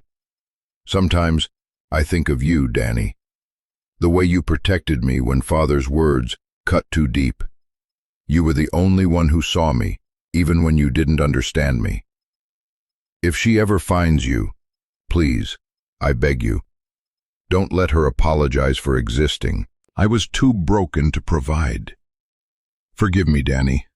I couldn't stay, but I never stopped being your sister, Grace." By the time he reached the end, Daniel's vision blurred. He closed his eyes, the letter trembling between his fingers, as memories broke through like floodwaters. Grace's laughter echoing down the hallways of their childhood home, her stubborn refusal to bow to their father's harsh rules, the last glimpse of her walking down the road with a bag slung over her shoulder, never to return. And now, Emily, the child in his cabin, fragile and bruised, whispering apologies in her sleep. The child, clutching Orion, as though the shepherd was the only anchor left in her world. The child whose eyes mirrored Grace's fire and Grace's wounds. Daniel pressed the letter to his forehead, knuckles whitening. Fate had delivered Emily to him, but not as penance, not as some cruel twist of survivor's guilt. She was blood. She was Grace's child. And with that knowledge came a vow that burned deeper than any he had made in uniform. Not this time, he swore silently. I won't fail. I won't let her grow up believing she has to apologize for breathing. I couldn't save Grace, but I can save her daughter. The fire crackled in the other room, steady and low, as though bearing witness. Daniel folded the letter carefully, reverently, sliding it back into its envelope. He tucked it into his jacket pocket, close to his chest, where it would stay. When he returned to the main room, Emily stirred in her sleep. Orion lifted his head, ears pricking, then settled again. Daniel stood over them, his hand hovering as though he wanted to brush a stray lock of hair from Emily's forehead. He didn't, not yet. But the vow thundered inside him all the same. She would not be abandoned, she would not be broken, not while he still drew breath. And for the first time in years, Daniel felt something unfamiliar curl warm inside his chest. Not just duty, not just guilt, but purpose. The knock came sharp and official, rattling the wooden frame of the cabin door. It wasn't the hesitant tapping of a neighbor or the familiar creak of Sarah Whitmore carrying soup and kind words. This knock carried authority, the kind Daniel had once been trained to answer without hesitation, the kind that could change the course of a life. Orion was already on his feet before Daniel moved, his body rigid, ears forward, a low vibration building in his chest. Emily, curled on the worn armchair with her knees tucked up and the battered notebook pressed against them, stiffened like a deer sensing hunters. Daniel stood slowly, steadying his breath. He had known this day would come. A child doesn't appear in a blizzard without questions following behind. Still, his pulse drummed, severe bun that had weathered the storm intact. Her eyes carried the cool, practiced detachment of someone who had walked into 100 homes and measured the fitness of strangers. Behind her stood Sheriff's Liaison Officer Lucas Reed, broad-shouldered, mid-40s, the kind of man who had seen his share of conflict and learned to balance firmness with patience. "Mr. Callahan?" the woman asked, her voice clipped but not unkind. "Child Protective Services. I'm Agent Harper." "This is Officer Reed. May we come in?" Daniel stepped aside, nodding. "You'd best," he murmured. "The fire's warmer than the storm." They entered, boots thudding softly on the wood floor. The smell of cold followed them in, sharp against the lingering aroma of burning oak. Emily shrank back further into the chair, drawing Orion closer as though he were the only shield she had left. His body formed a barrier in front of her, his eyes never leaving the strangers. Daniel saw the way Agent Harper's gaze flicked over the scene. Emily's too thin frame, the oversized sweater she wore, the notebook clutched like armor, and the shepherd poised with silent threat. She was cataloging everything. "We received a report," Harper began, her pen poised above the clipboard. "A child matching Emily's description was reported missing 3 days ago. There are also concerns raised about her home environment." Emily flinched at the word home. Orion's growl deepened, barely audible but undeniable. Daniel's jaw tightened. "She's safe here," he said firmly. Then, before Harper could counter, he crossed to the desk and retrieved the envelope he had carried like a relic since finding it. He laid it on the table between them with reverence. beside a small stack of photographs and the drawings Emily's notebook had revealed in the firelight. "This," Daniel said, voice low but unwavering, "is a letter from Grace Callahan, my sister, Emily's mother." Harper's brow arched slightly. "Your sister?" Daniel nodded. "She vanished years ago. I didn't know she had a child. Until Emily." His eyes flicked toward the girl, then back. "The letter speaks for itself." He slid the worn pages toward her. Harper unfolded them carefully, eyes scanning the faded words. Daniel saw the faintest shift in her expression as she read Grace's plea, not to let her daughter apologize for existing. Reed leaned closer, his jaw working as if he were chewing on the weight of it. Daniel set the photographs down next. Old family pictures of Grace, her resemblance to Emily unmistakable. Then, with a heaviness in his chest, he placed Emily's drawings on the table. Harper studied them. A small figure crouched in a corner, looming shapes towering above, a belt sketched in heavy black strokes, a woman's face twisted in mid-shout. They were the kind of images no child should know how to draw. Daniel's throat tightened as he spoke. "This isn't a case of a child wandering off. This is a case of a child escaping." Silence settled heavy in the cabin. The crackle of the fire punctuated it, the only sound filling the air while Harper weighed evidence not just on the table, but in the trembling figure clutching a dog's fur for dear life. Finally, Harper set the papers down, folding her hands atop them. "Mr. Callahan, our priority is Emily's safety. If what you're saying is true, then she has been through more than most children should ever endure. But protocol requires we verify. We need to speak with her." Emily buried her face in Orion's neck, shaking her head fiercely. The shepherd didn't move, didn't ease, his muscles taut, as if daring anyone to reach past him. Reed crouched slightly, softening his tone. "Emily, hey there. My name's Lucas. I'm not here to hurt you. We just need to make sure you're okay." No response, just the sound of her shallow breaths, the white of her knuckles against Orion's coat. Daniel stepped forward, his voice gentler than he knew he was capable of. "Emily," he said, crouching near enough for her to hear without pressing. "No one's taking you away tonight. I promise. They just need to know what you already showed me, that you've been hurt, and that you deserve better. That's all." Her eyes peeked out then, wide and damp. She didn't speak, but she loosened her grip on the notebook just enough for Reed to glimpse the pages Daniel had already shared. Orion, sensing the subtle shift, eased his growl, though his gaze never wavered. Harper exhaled, closing her clipboard with a snap. "We'll file for an emergency protective order. For now, she stays here. We'll need follow-ups, home visits, but..." She looked at Daniel, then at Emily, then finally at Orion. "It's clear she feels safe." Reed straightened, meeting Daniel's eyes with something close to respect. "You did the right thing bringing this forward." Daniel's chest ached with relief, though he didn't show it. He simply placed a hand on the back of Orion's neck, grounding himself in the steady strength of the dog who had led him through fire and storm. Emily's whisper broke the silence, barely audible, but enough. "Don't let them take me." Daniel's throat constricted. He knelt fully, eye level with her, voice firm but tender. "They won't, not while I'm breathing." Orion pressed closer against her side, sentinel and shadow. The officials gathered their papers, preparing to leave, but the weight of the moment lingered like smoke, fragile, heavy, binding. And as the door shut behind them, Daniel knew the fight had only just begun. The storm outside had quieted into a brittle silence, the kind of pause the mountains held services.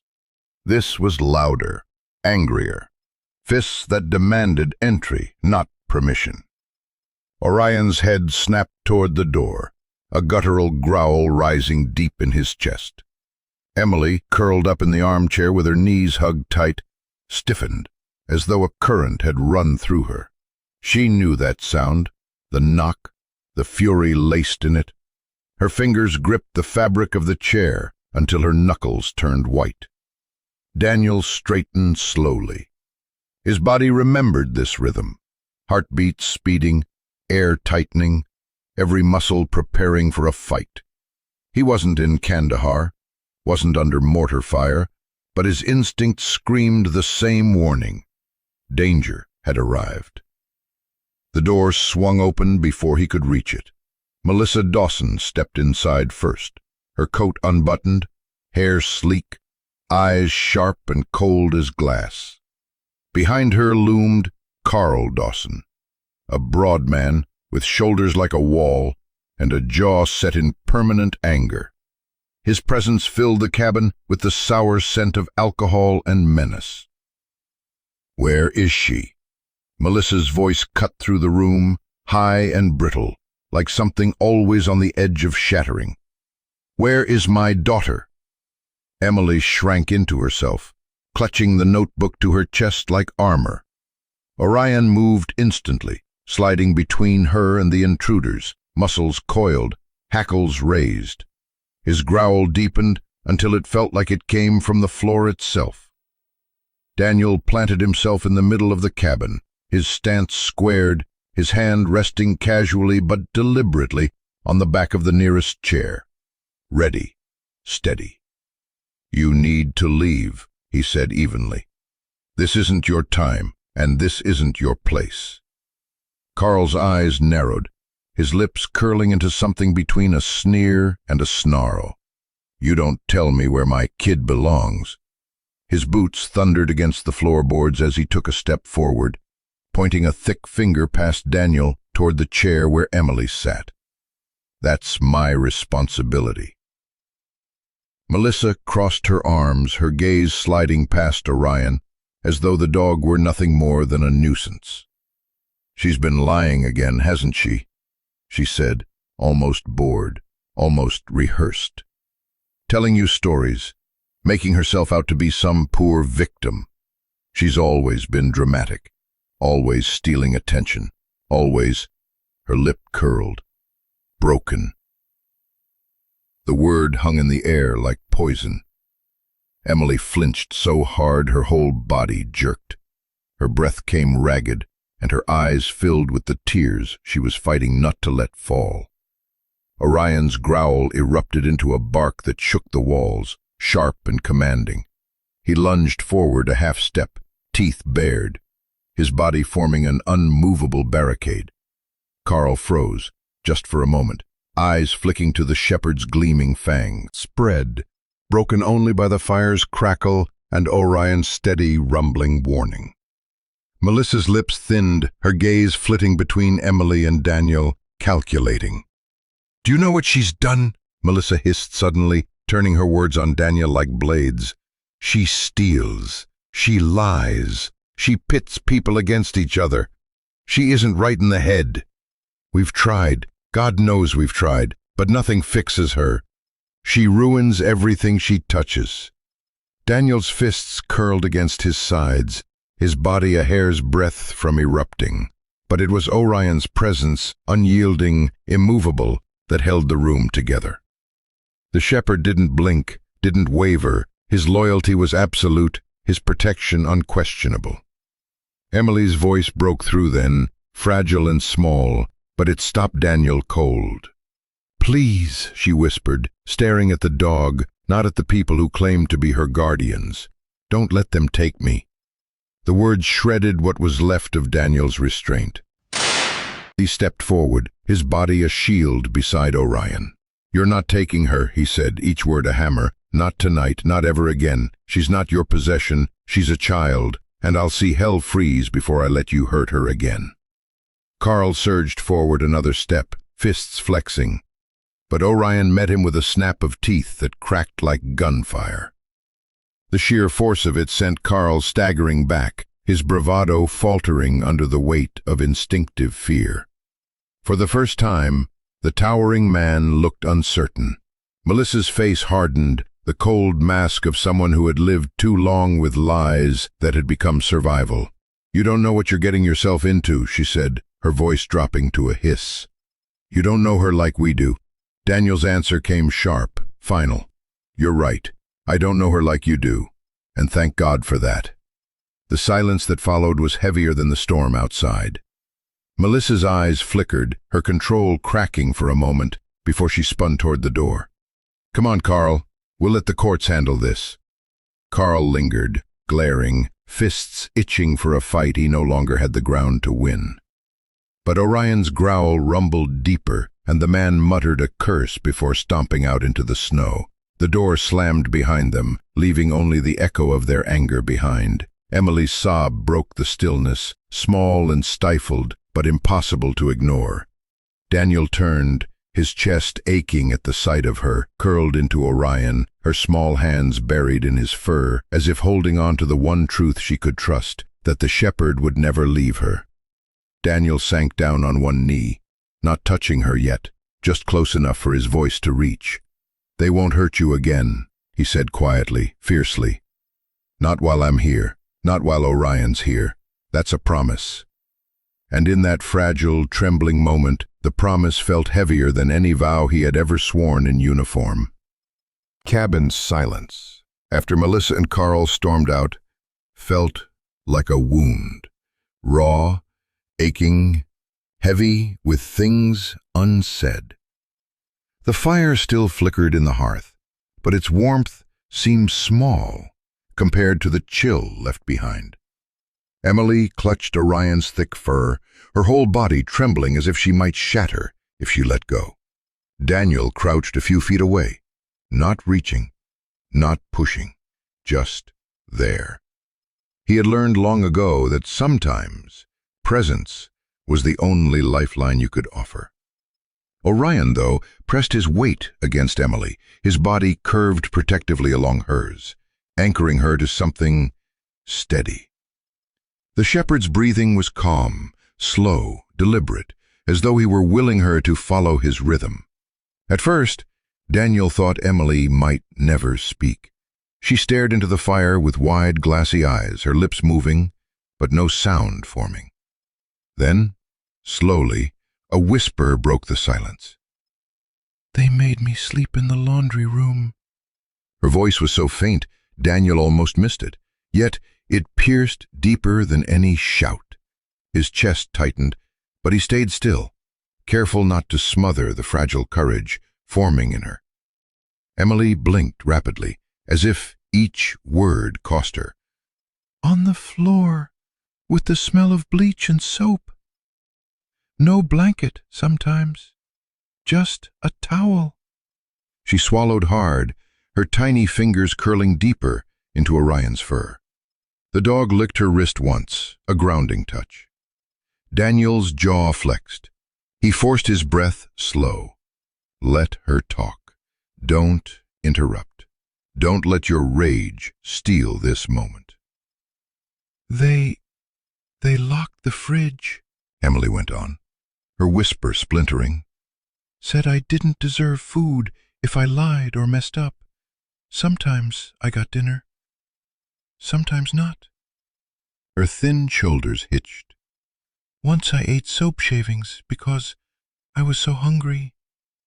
Daniel had faced horrors in war zones, but this, the matter-of-fact way she confessed survival tactics, was a cruelty that made his gut twist in ways no battlefield ever had. He wanted to rage, to storm after Melissa and Carl and tear their lies apart. But right now, Emily didn't need rage. She needed someone who would listen. Her voice trembled. "When Carl was mad, he made me kneel for hours, sometimes with my arms out. He said it was discipline." Her eyes filled with tears that slid silently down her cheeks.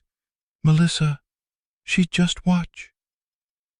Orion shifted, pushing his head into her chest, and Emily folded into him, pressing her face into the shepherd's neck. Her words were muffled, but Daniel heard them all the same. "They said I ruined everything, that I shouldn't have been born."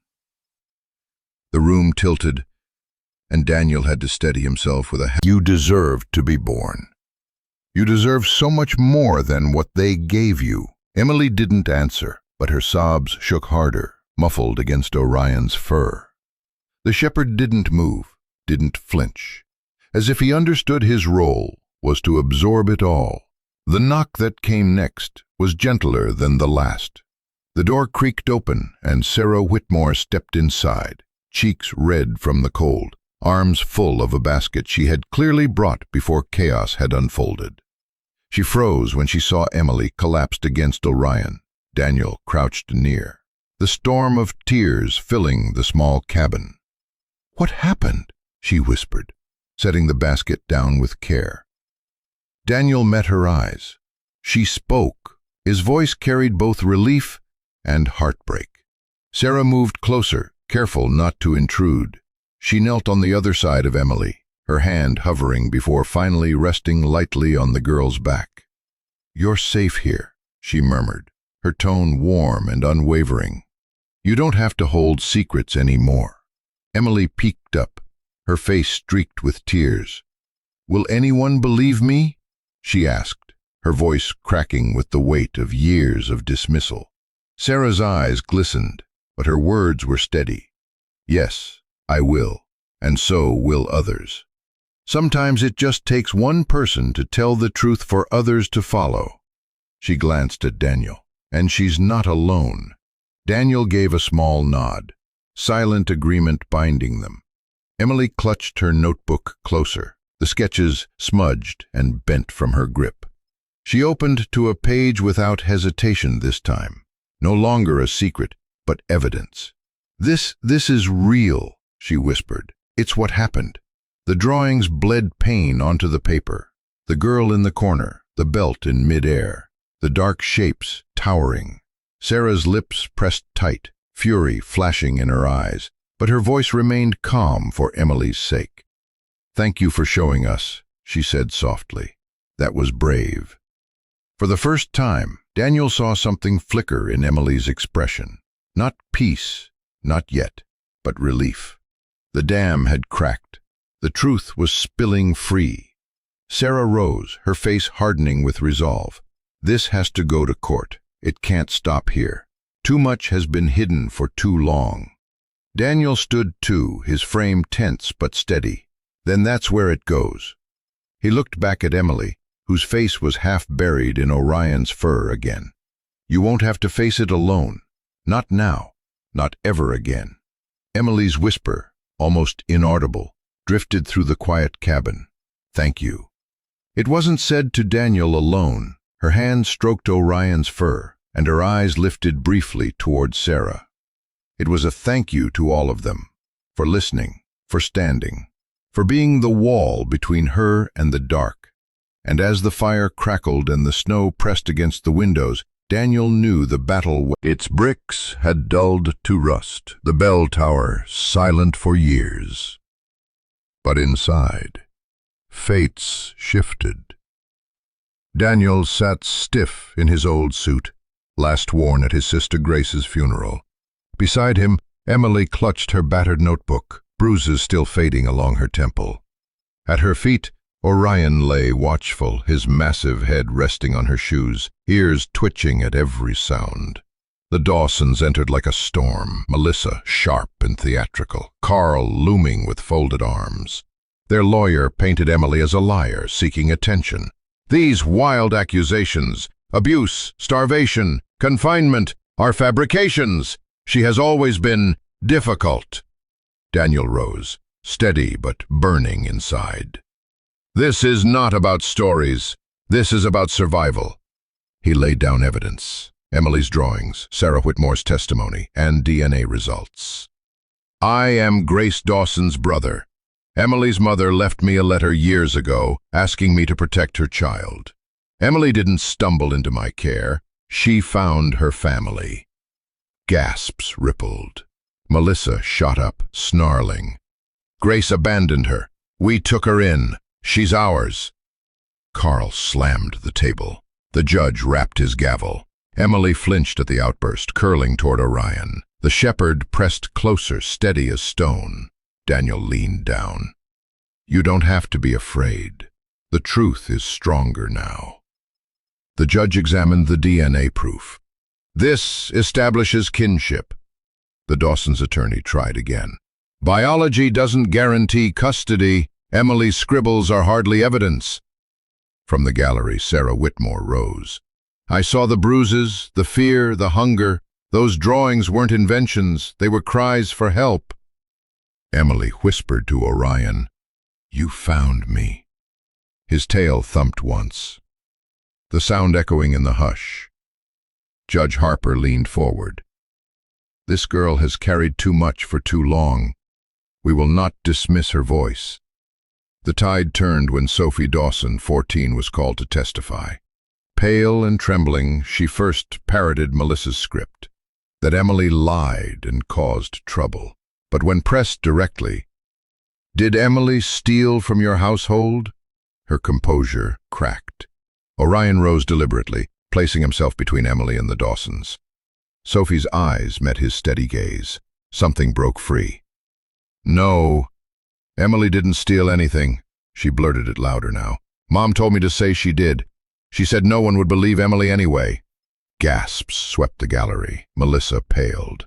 Carl cursed under his breath. Sophie pressed on, voice shaking but fierce. "She made me lie. She said Emily was broken." Melissa leapt to her feet, shrieking, "This is absurd! That mutt has poisoned you all!" "Enough!" Judge Harper thundered. "Sit down!" Melissa sank back, fury radiating. Across the room, Sophie finally met Emily's gaze. Emily gripped Emily's shoulder. "She told the truth," Emily whispered, "and that changes everything." When court resumed, Judge Harper's voice carried solemn weight. "This court has reviewed testimony, photographs, medical records, and sworn statements. The evidence demonstrates a clear pattern of neglect and emotional abuse in the Dawson household." Melissa sat rigid, Carl seething beside her. Sophie sat small but steady, courage still trembling through her. "Effective immediately," the judge declared, "custody of Emily Grace Dawson is transferred to her maternal uncle, Daniel Callahan." He paused, eyes falling on Orion. "Sometimes the most loyal witnesses don't need words." A hush fell. Orion lifted his head, ears forward, as if acknowledging the verdict himself. Emily dropped to her knees, wrapping her arms around his neck. "You're better than a lawyer," she whispered, and everyone heard it. The gallery exhaled. Sarah wept softly. Even the sheriff's liaison nodded with quiet respect. Melissa erupted again, pointing at Daniel. "You can't erase me from her life!"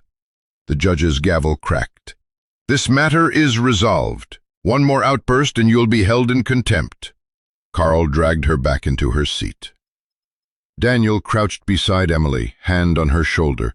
"You're safe now, Em." She looked up through tears, trust flickering at last. "Can we go home now?" The word home hit him like a blessing. He nodded. "Yeah, we can." Judge Harper closed the file. "Mr. Callahan, the paperwork will be signed today, but as of now, she leaves with you." Daniel stood tall, voice firm. "I understand, Your Honor." As they stepped from the courthouse into the pale afternoon light, Orion brushed against Emily's side with every step.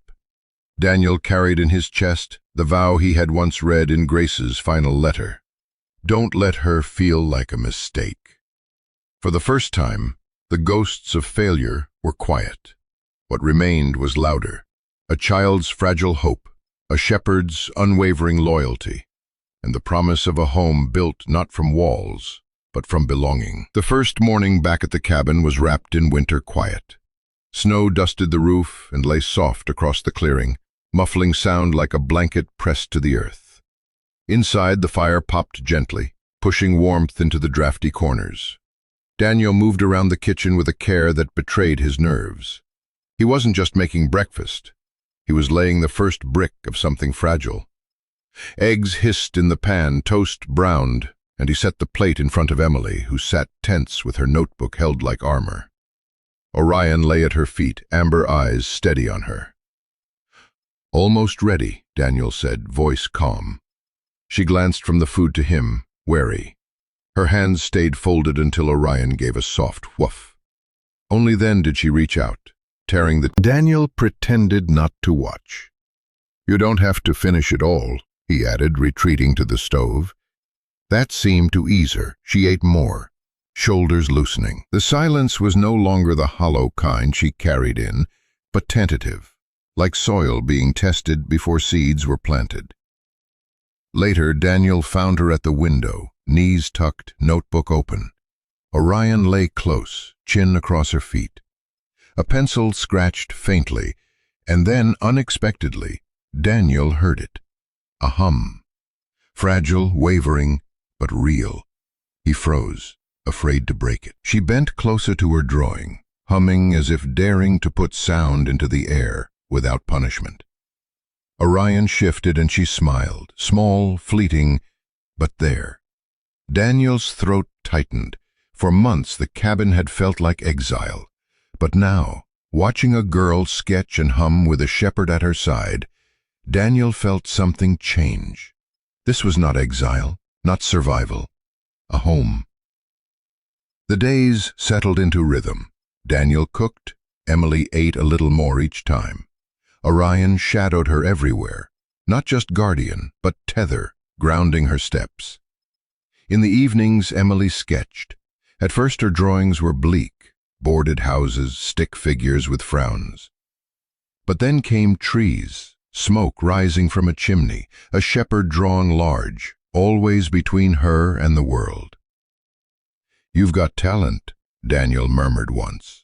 Emily shrugged. "It's just drawing." He smiled. "Sometimes drawing is more honest than words." She glanced at him, startled, but didn't look away right away. For him that pause was everything.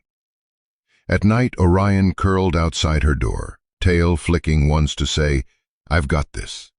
Daniel lay awake, not from fear but from awe, at the slow miracle of watching a child who'd known only cold hands learn what warmth felt like.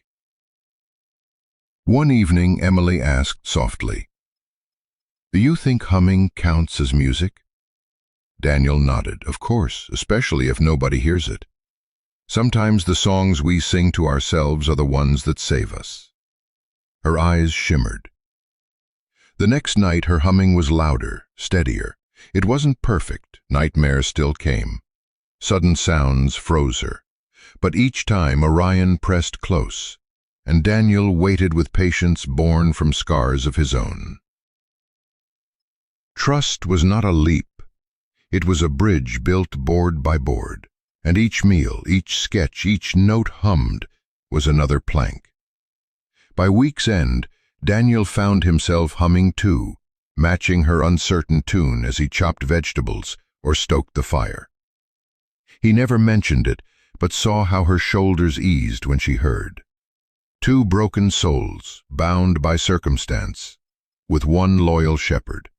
They were learning to breathe again. Healing began not with declarations, but with something smaller, humbler, infinitely more powerful. A rose but slower. One heartbeat, then two, before his hind legs caught up. Stairs that once were nothing became negotiations. "Easy, old man," Daniel murmured, as Orion hesitated at the steps. Pride kept the dog moving, but Emily's small hand hovered near his collar, as if her presence could soften gravity. In the yard, Orion trudged through snow, stubborn as ever, yet when they returned, he paused at the porch, gathering himself like a diver facing cold water. With effort, he pulled up, grunting low. That sound followed Daniel all morning, caught beneath the hiss of eggs, the thud of logs, even Emily's humming as she drew. By noon, Daniel had decided. In the storage room, he found timber, measured boards by memory, cut and sanded until the shape came clear. Not steps, but a slope. He worked quietly, listening for Emily's pencil, and Orion's steady breathing in the next room. He built traction slats, rubbed grit for paws, anchored the ramp firm against ice. It wasn't pretty work, but it was mercy. When finished, he stood back, a simple ramp, wide enough for a shepherd and the girl who followed him, gentle enough for pride to pass unnoticed. The door creaked. Emily stood framed in light, Orion's collar in one mittened hand. Her eyes flicked from Daniel to the ramp. "You built a bridge?" "Something like that. I thought it might be easier on the ice." Orion tested the first slat, then another. Slowly he climbed, reaching the porch without the gathered breath that had haunted Daniel. At the top, he turned, as if to ask, "Well?" Emily's face crumpled, not with panic, but relief. Tears spilled as she dropped to her knees and wrapped both arms around Orion's neck. "You're still my best boy," she whispered, first tentative, then certain. Orion leaned into her, tail thumping steady, receiving gratitude without judgment. Daniel swallowed the ache in his chest.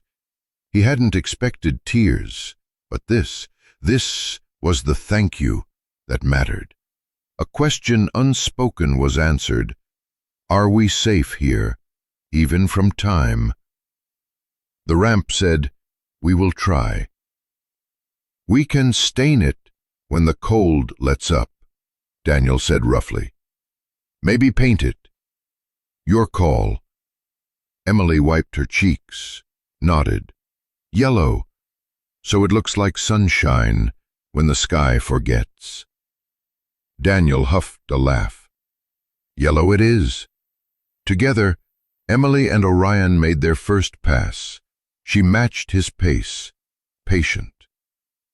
At the yard's edge, Orion looked back at Daniel with the amber gaze, something he finally recognized. Not exile, not rescue, mercy, measured in boards, screws, and the quiet dignity of an easier climb. Outside, the cold kept its habits. Inside, they began to keep theirs. And every time Orion set paw on that ramp without struggle, Daniel's chest loosened, the old fear losing one more tooth. It wasn't much, it was everything. Snow lay soft across the clearing, muffling the cabin in winter quiet. Inside, the fire cracked gently while Daniel moved about the kitchen, nerves showing in every deliberate motion. He wasn't just making breakfast, he was laying the first brick of something fragile. At the table, Emily sat small and wary, notebook pressed to her chest like armor. Orion rested at her feet, amber eyes never leaving her. When Daniel set down eggs and toast, she froze. Only after Orion gave a soft woof did she reach out, tearing the toast into tiny pieces before daring a bite. Slowly, she ate. Her shoulders loosened. The silence was no longer hollow, but tentative, like soil tested before planting. Later, Daniel found her at the window, knees tucked, notebook open. A pencil scratched faintly, and then, unexpectedly, a hum. Fragile, wavering, but real. Daniel froze, afraid to break it. Orion laid his chin across her feet, and Emily smiled, small but true. For months the cabin had felt like exile. Now it was becoming something else, a home. Days settled into rhythm. Daniel cooked. Emily ate more each time. Orion shadowed her everywhere, not just a guardian, but a tether. At night, Emily sketched. At first her drawings were bleak, then came trees, a chimney's smoke, and always a shepherd drawn large, steady between her and the world. "Sometimes drawing is more honest than words," Daniel told her. She glanced at him, startled, but didn't look away. That pause was everything. Each night Orion curled outside her door, tail flicking once. "I've got this." Daniel lay awake, not from fear, but from awe at the slow miracle of watching a child who had known only harshness learn what warmth felt like. One evening she whispered, "Does humming count as music?" "Of course," Daniel said, "especially if nobody hears it. Sometimes the songs we sing to ourselves are the ones that save us." The next night her humming was louder. Daniel found himself matching it as he chopped vegetables, never pointing it out, but seeing how it eased her shoulders. Trust was not a leap, but a bridge built board by board, and together, girl, soldier, and shepherd, they were laying planks. February sharpened the cold. Frost clung to the porch rail, snow hardened into a crust that cracked under boots. Daniel noticed it first. Orion's rising slowed, his back legs stiff. Stairs became a negotiation. "Easy, old man," Daniel murmured as Orion paused at the steps, pride keeping him moving. Emily's hand hovered near his collar as if her touch alone could steady him. That timber. He cut and sanded, adding slats for traction. Building quietly, while Emily hummed in the other room. By dusk, a ramp stretched from yard to porch, unobtrusive, merciful. Emily spotted it first. "You built a bridge?" "Something like that. I thought it might be easier on the ice." Orion tested the ramp, step by step, reaching the porch without the painful pause. At the top he turned, tail sweeping once. Emily dropped to her knees, tears falling fast. "You're still my best boy," she whispered. Orion leaned into her, tail thumping steady. Daniel swallowed the ache. He'd expected a smile, not tears, but this was the thank you that mattered. The ramp answered a question none had spoken. "Are we safe here, even from time?" It said, "We will try." "We can paint it, come spring," Daniel offered. "Yellow," Emily said softly, "so it looks like sunshine when the sky forgets." Together, she and Orion walked it again and again, until it became routine instead of miracle. That night, she sketched the ramp with careful letters. A way made gentle. Dawn broke thin one morning, light, bleeding weak through frost-streaked windows. Emily's footsteps patted down the hall, Orion behind her, like always, until his legs buckled. He sagged to the floor with a thud that shook the boards. "Orion!"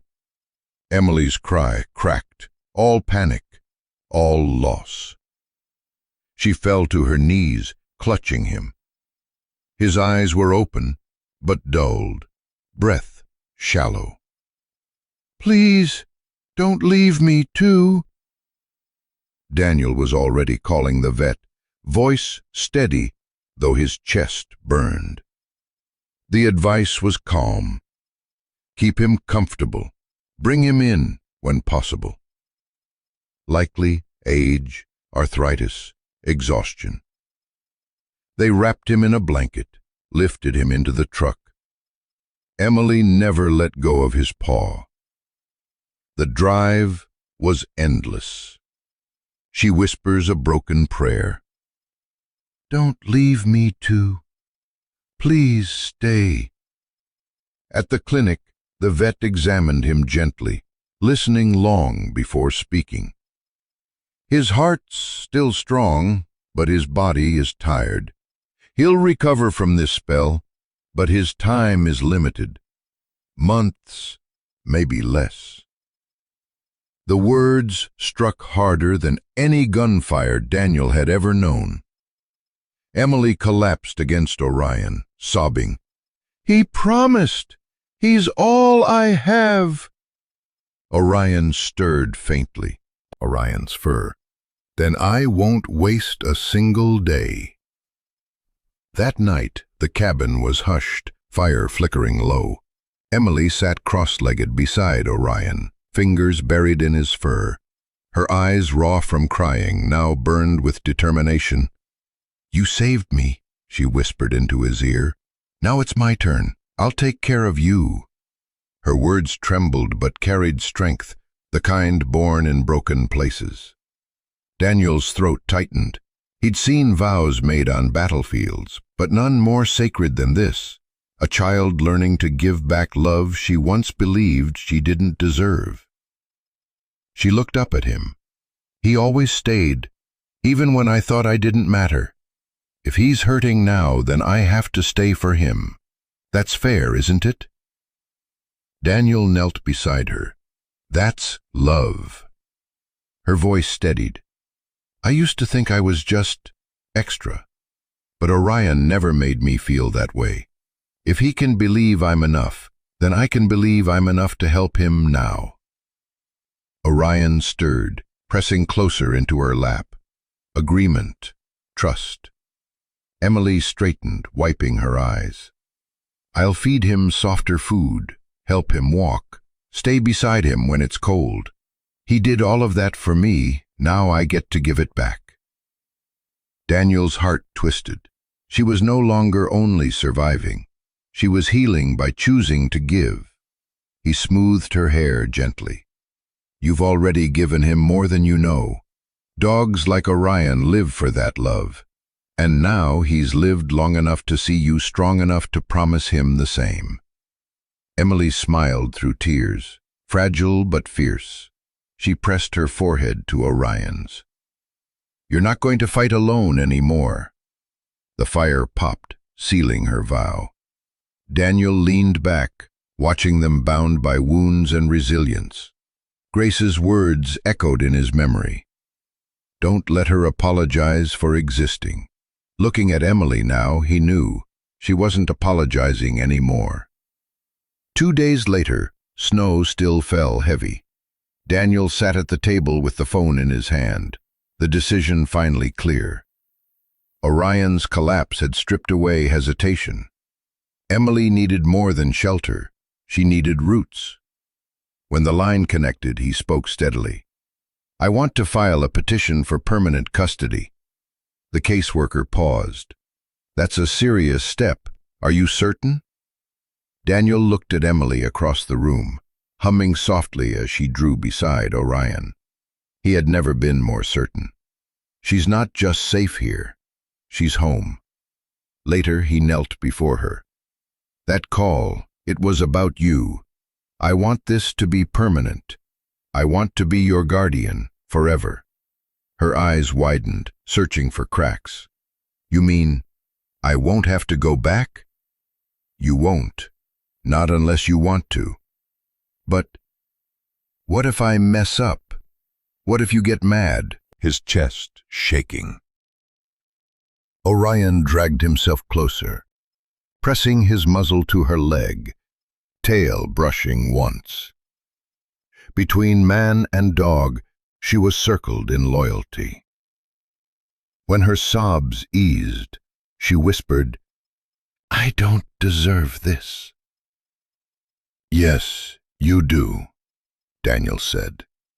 "More than anyone." For the first time, she didn't argue. She just nodded, clinging to him with the fierce grip of someone believing they might not be let go. Outside, the snow deepened. Inside, 3 lives, man, child, and dog, were bound not by blood, but by promises kept. For the first time, the cabin felt like more than shelter. It felt like home. And as Daniel rocked the child who was now his by choice, he thought of Grace and whispered into the dark, "She's safe. She's loved. She's home." The courthouse in Maple Hollow wasn't built for spectacle. Pale wood, plain benches, sunlight catching drifting dust. Yet for Daniel and Emily, it was the grandest hall in the world. This was the day everything would be decided. Emily sat at the petitioner's table between Daniel and Orion. Her shoes barely touched the floor, her hands clutching a notebook like a shield. Orion, gray-coated and slower now, leaned against her leg, but sat tall, ears alert, eyes clear. He looked like he knew why they were here. The Dawsons were absent. Sophie's confession and the mountain of evidence had ended their fight. Melissa's absence left an echo, but Emily no longer looked for her. Daniel gave her hand a firm squeeze, just as the judge entered. "This is the matter of Emily Hayes," the judge began, voice measured yet softened by the trio before him. A grizzled man, a guarded child, and a vigilant shepherd. Daniel stood. "Your Honor, you've seen the evidence. All I can add is that Emily is not just under my care. She is my family, and I ask to make that permanent." The judge turned to Emily. "Would you like to say anything?" The room hushed. Emily's breath caught. She looked at her notebook, then Orion, and stood, trembling. "I used to think I didn't belong anywhere, but Mr. Daniel makes me feel like I matter. He doesn't get mad when I'm scared. He doesn't make me say sorry for being alive. And Orion Daniels." Orion padded faithfully beside them, slower now, but proud. In that fragile moment, the world felt remade. That evening, the cabin glowed with firelight. Emily sat cross-legged on the rug, Orion's head in her lap. She was quiet, but it was a new kind of quiet. Thoughtful, not wounded. Finally, she looked up. "Uncle Daniel, what if there was a place for kids like me? Not shelters. A place where you're found before it's too late. Where someone like Orion is there the first time you walk in." Daniel's chest tightened. He'd heard orders shouted in barracks, confessions whispered in kitchens, but never words like these. This was a child daring not just to ask for safety, but to imagine it for others. He knelt beside her. "That's not small. That could change lives." "Then let's do it," she said firmly. Before he could answer, headlights swept the window. Sarah entered with supper and a stack of papers.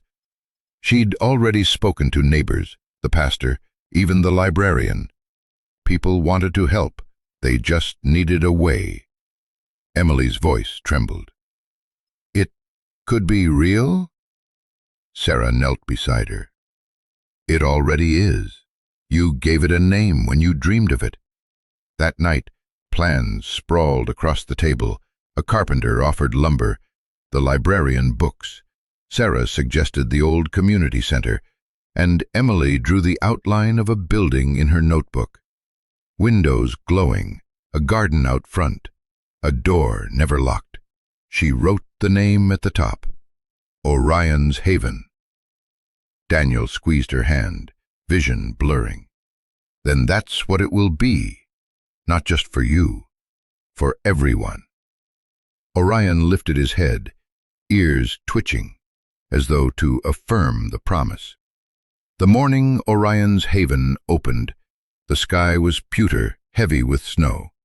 The old ranger station, once forgotten, now glowed with warm light. A freshly painted sign read, Orion's Haven. Inside, Emily clutched her notebook, eyes shining. The walls were painted in warm earth tones. Shelves brimmed with donated books, and handmade quilts lay folded on bunk beds. 6 children had already been placed there, each carrying stories folded deep inside. Laughter flickered cautiously through the halls. Some wandered curiously. Others sat silently, waiting to see if this safety was real. At the center, Orion lay watchful. One by one, the children approached. He didn't rush. He simply waited. A boy of 5 extended a trembling hand. Orion lowered his muzzle, warm breath brushing the boy's fingers. Emily whispered, "He's the guardian." Long table that evening, the children hesitated until Daniel assured them, "He belongs here as much as anyone." They relaxed, spoons dipping, laughter slowly blooming. Emily guided a younger girl gently. "You can hum while you draw here. Nobody will tell you to stop." That night, Daniel walked the hall, listening to steady breaths as the children settled. At the end, Emily reached down from her bed, brushing her fingers through Orion's fur. "You're still my best boy." Daniel lingered, her words echoing. This shelter was more than walls. It was the answer to a sister's letter, a vow fulfilled. Outside, snow blanketed the world. Inside, Orion's haven beat like a living heart. Children slept in safety. The fire burned low, and Orion kept his silent vigil, guardian of a promise, born from sorrow and remade into hope. The last patches of snow clung to the edges of the yard like reluctant memories, shrinking into thin rivulets that carried winter away. The mountain air had softened, the sharp bite of cold replaced by the damp sweetness of thawing earth, and the faint perfume of pine needles, warming in the sun. Timber Hollow was stirring with spring, its forests alive with birdsong, the creek behind the cabin swelling with snowmelt that shimmered like glass under fading light. Emily sat barefoot in the grass, her toes curled into the softness of earth that felt new again after months of frost. Her cheeks carried more color now, no longer pale with hunger and fear. She had grown stronger. Daniel could see it in the way she sat upright, in the spark of her laughter when Orion nudged her hand, in the way she had begun humming without even realizing it while sketching in her notebook. Healing had become a rhythm, one that slipped into the spaces where silence used to live. Beside her, Orion lay in his usual place, stretched long but heavy with stillness. His breathing came slower these days, chest rising with a measured patience that seemed to cost him more than before. The old shepherd's muzzle had silvered further, the years visible in every line of his frame, yet his eyes, amber unwavering, remained unchanged. They held the same quiet authority, the same depth that had carried Emily through her darkest nights. She reached down, her fingers threading through his fur, soft but thinning now. Orion shifted, pressing into her touch with a low sigh, the kind of sound that was more memory than voice. Emily leaned closer, her hair spilling forward like a curtain, her lips near his ear. "You found me first," she whispered. The words trembled out, carried by a tone that was neither entirely childlike nor entirely glowing warm from within. He had been splitting kindling earlier, the smell of cedar still clinging to his hands, but he couldn't bring himself to break the quiet between girl and dog. He saw Emily's lips move again, softer this time, words swallowed by the air, and he realized she was telling Orion's secrets, the kind children entrust only to creatures they believe incapable of betrayal. When she finally lifted her gaze toward him, her eyes were wet, though her smile held steady. "He remembers, Uncle Daniel," she said, her voice fragile but sure. "even if he's tired. He remembers everything." Daniel swallowed against the lump rising in his throat. "He remembers what matters," he said, his voice low. "That you're safe. That he did his job." Emily shook her head quickly, almost fiercely. No, he didn't just do a job. He saved me when nobody else could. Her hand pressed flat over Orion's ribs, feeling the slow drum of his heart beneath. He chose me. The last light of the sun slipped behind the ridge, painting the sky in strokes of lavender and rose. A breeze passed through the meadow, carrying the faint, sweet smell of thawed soil and budding blossoms.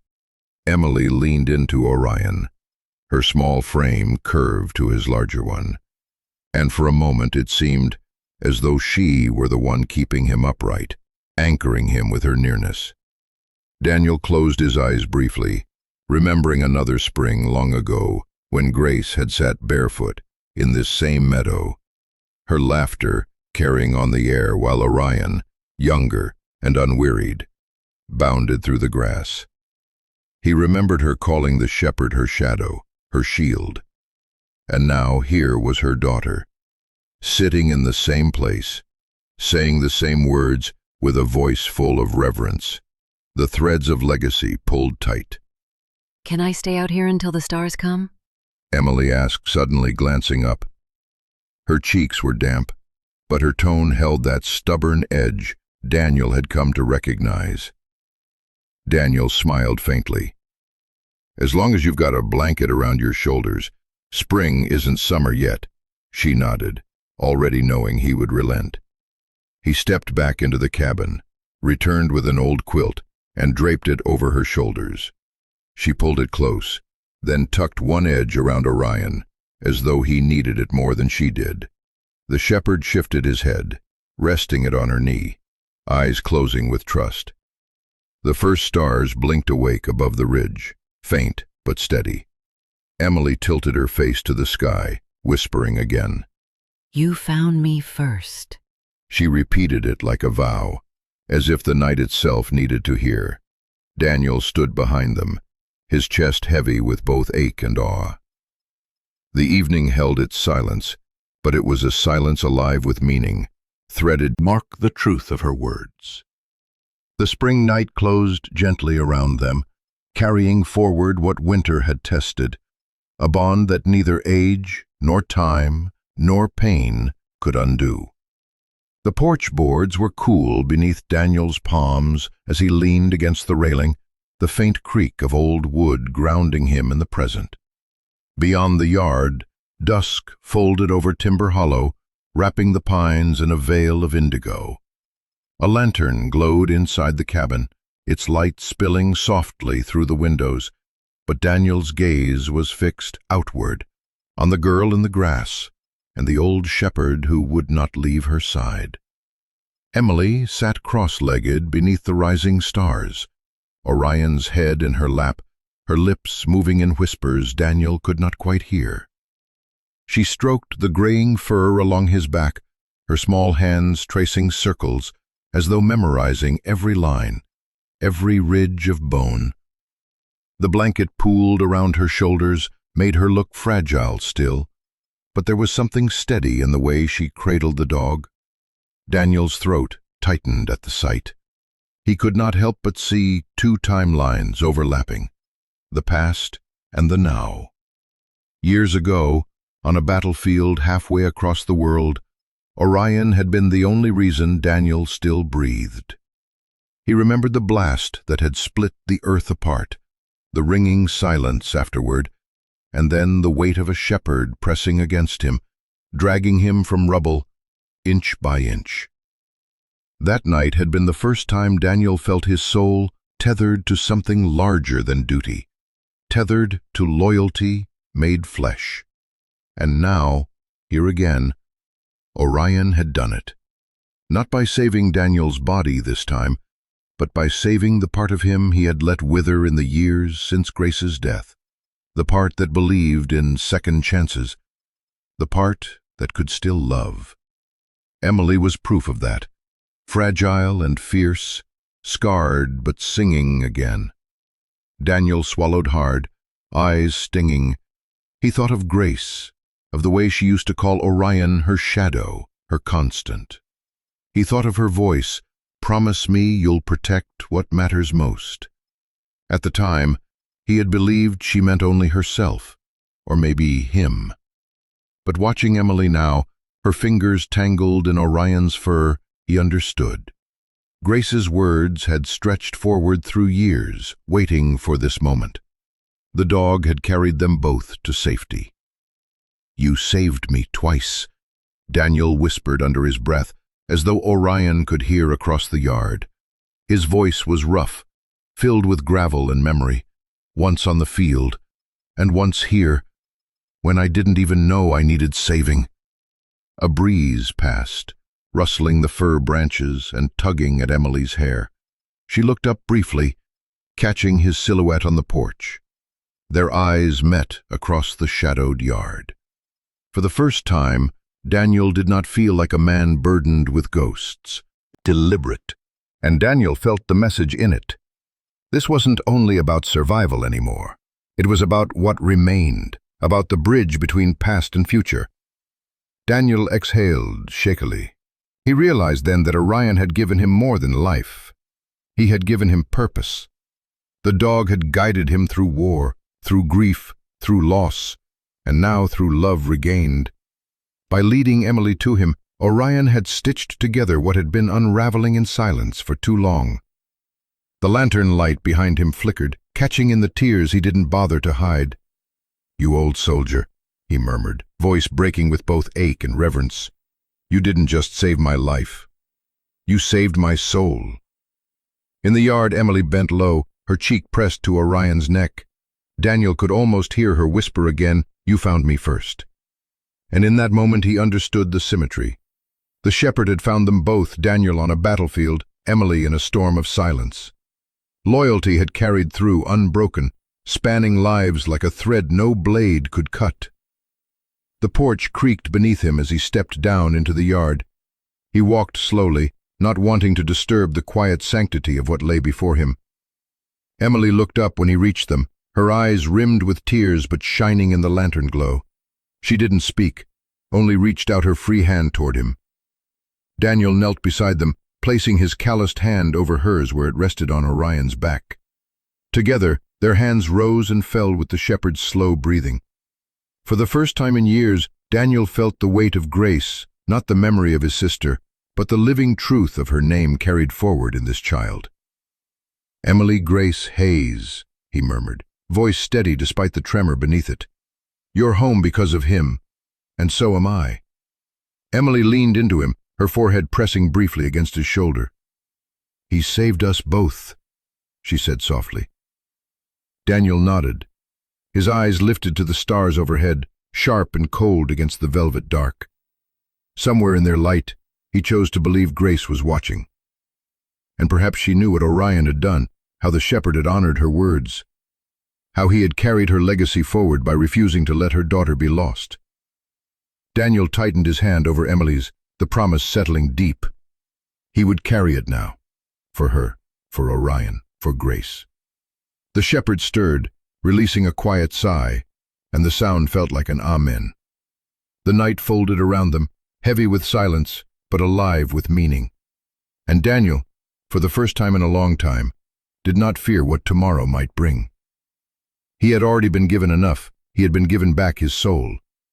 The night pressed close around the cabin, holding its breath in reverence. Beyond the tree line, the stars glowed steady, ancient lanterns watching over Timber Hollow. A thin hush lay over the yard, broken only by the rhythm of Orion's breathing, deep and labored, as though each breath was a testament to the years he had carried them all. Emily leaned against Daniel, her hand tangled in Orion's fur. The shepherd's coat was mottled now with gray, his body worn by time, but the light in his eyes had not dimmed. It was softer, yes, but still resolute, still speaking in that silent way only he knew. His chest rose and fell like the tide, slow, patient, eternal. Daniel glanced at Emily, at the way she clung to Orion as if anchoring herself to the earth. He tightened his arm around her shoulders. "He's still with us," Daniel murmured, his voice quiet but certain. Emily nodded, tears slipping free, catching the faint lantern glow. "I know. He always will be." The yard seemed to listen. Pines rustled like a choir, branches swaying in rhythm with the shepherd's breath. From the porch the lantern flame flickered once, then steadied, as though reluctant to give way to the dark. And then came the voice, not spoken aloud, but carried like a thread through the stillness. Narration, not just of their story, but of something larger, something that stretched beyond the cabin walls, into the marrow of life itself. Sometimes God doesn't send angels with wings. Sometimes He sends an old dog with tired paws, a soldier with a scarred heart, and a whisper in the snow. The words wrapped the moment, filling it with meaning neither Emily nor Daniel could name, but both understood. Orion had been more than a dog, more than a companion. He had been a guardian, a healer, a bridge between grief and hope. He had been sent, whether by fate, by faith, or by love itself, to find them both, to bind them together. Emily pressed her forehead to Orion's, whispering through trembling lips, "You saved me when no one else could." Her voice broke, but carried weight, as though she were offering him permission to rest. Daniel closed his eyes briefly, hearing in his mind the echo of Grace's laughter, the echo of her plea, "Protect what matters most." He felt the circle complete itself, through war, through loss, through this child, now safe beneath his arm. Orion had not failed once. The shepherd stirred then, slowly lifting his head from Emily's lap, his ears perked faintly, his eyes locking on Daniel with a clarity that cut through the years. And then, with a deliberate grace, his tail thumped once against the grass. A single sound, soft but certain, carrying finality. Emily gasped, but a heart vast enough to hold the broken until they healed. Daniel's voice, ragged and reverent, broke the stillness. "Good boy, Orion, always my best soldier." Emily's whisper followed, soft as breath, "Always my best friend." The lantern flickered again, then steadied, as though vowing to burn through the night. And in that moment, Daniel knew that, though Orion's paws might falter, his presence never would. He would remain in the girl's laughter, in the man's resolve, in the very walls of the shelter they had built together. Sometimes God's angels came with wings. Sometimes, Daniel realized, they came with tired paws and unshakable loyalty. And sometimes, just sometimes, that was more than enough. The night closed in gently, and in the hush, the echo of that single tail thump lingered, a benediction written in silence. Sometimes, the most powerful stories aren't about grand victories, but about quiet loyalty. A dog who refuses to give up, a child who finds safety in their fur, and the way love can stitch two broken souls together. German shepherds remind us that devotion doesn't need words. It lives in the steady gaze, the patient wait, and the promise to stand beside us no matter what. If you've ever felt that bond with your own dog, you know it's something sacred. And if you'd like to explore ways to deepen that connection, little insights into understanding them better, caring for them in their later years, or simply celebrating who they are, there are gentle resources out there that feel like sitting down with an old friend who truly understands. I won't push you, but if your heart is tugging you that way, I can point you toward one that meant a lot to me. Take your time, hug your dog a little tighter tonight. And if you feel like walking further on this path of love and loyalty, I'd be glad to share a place that might help. Would you like me to?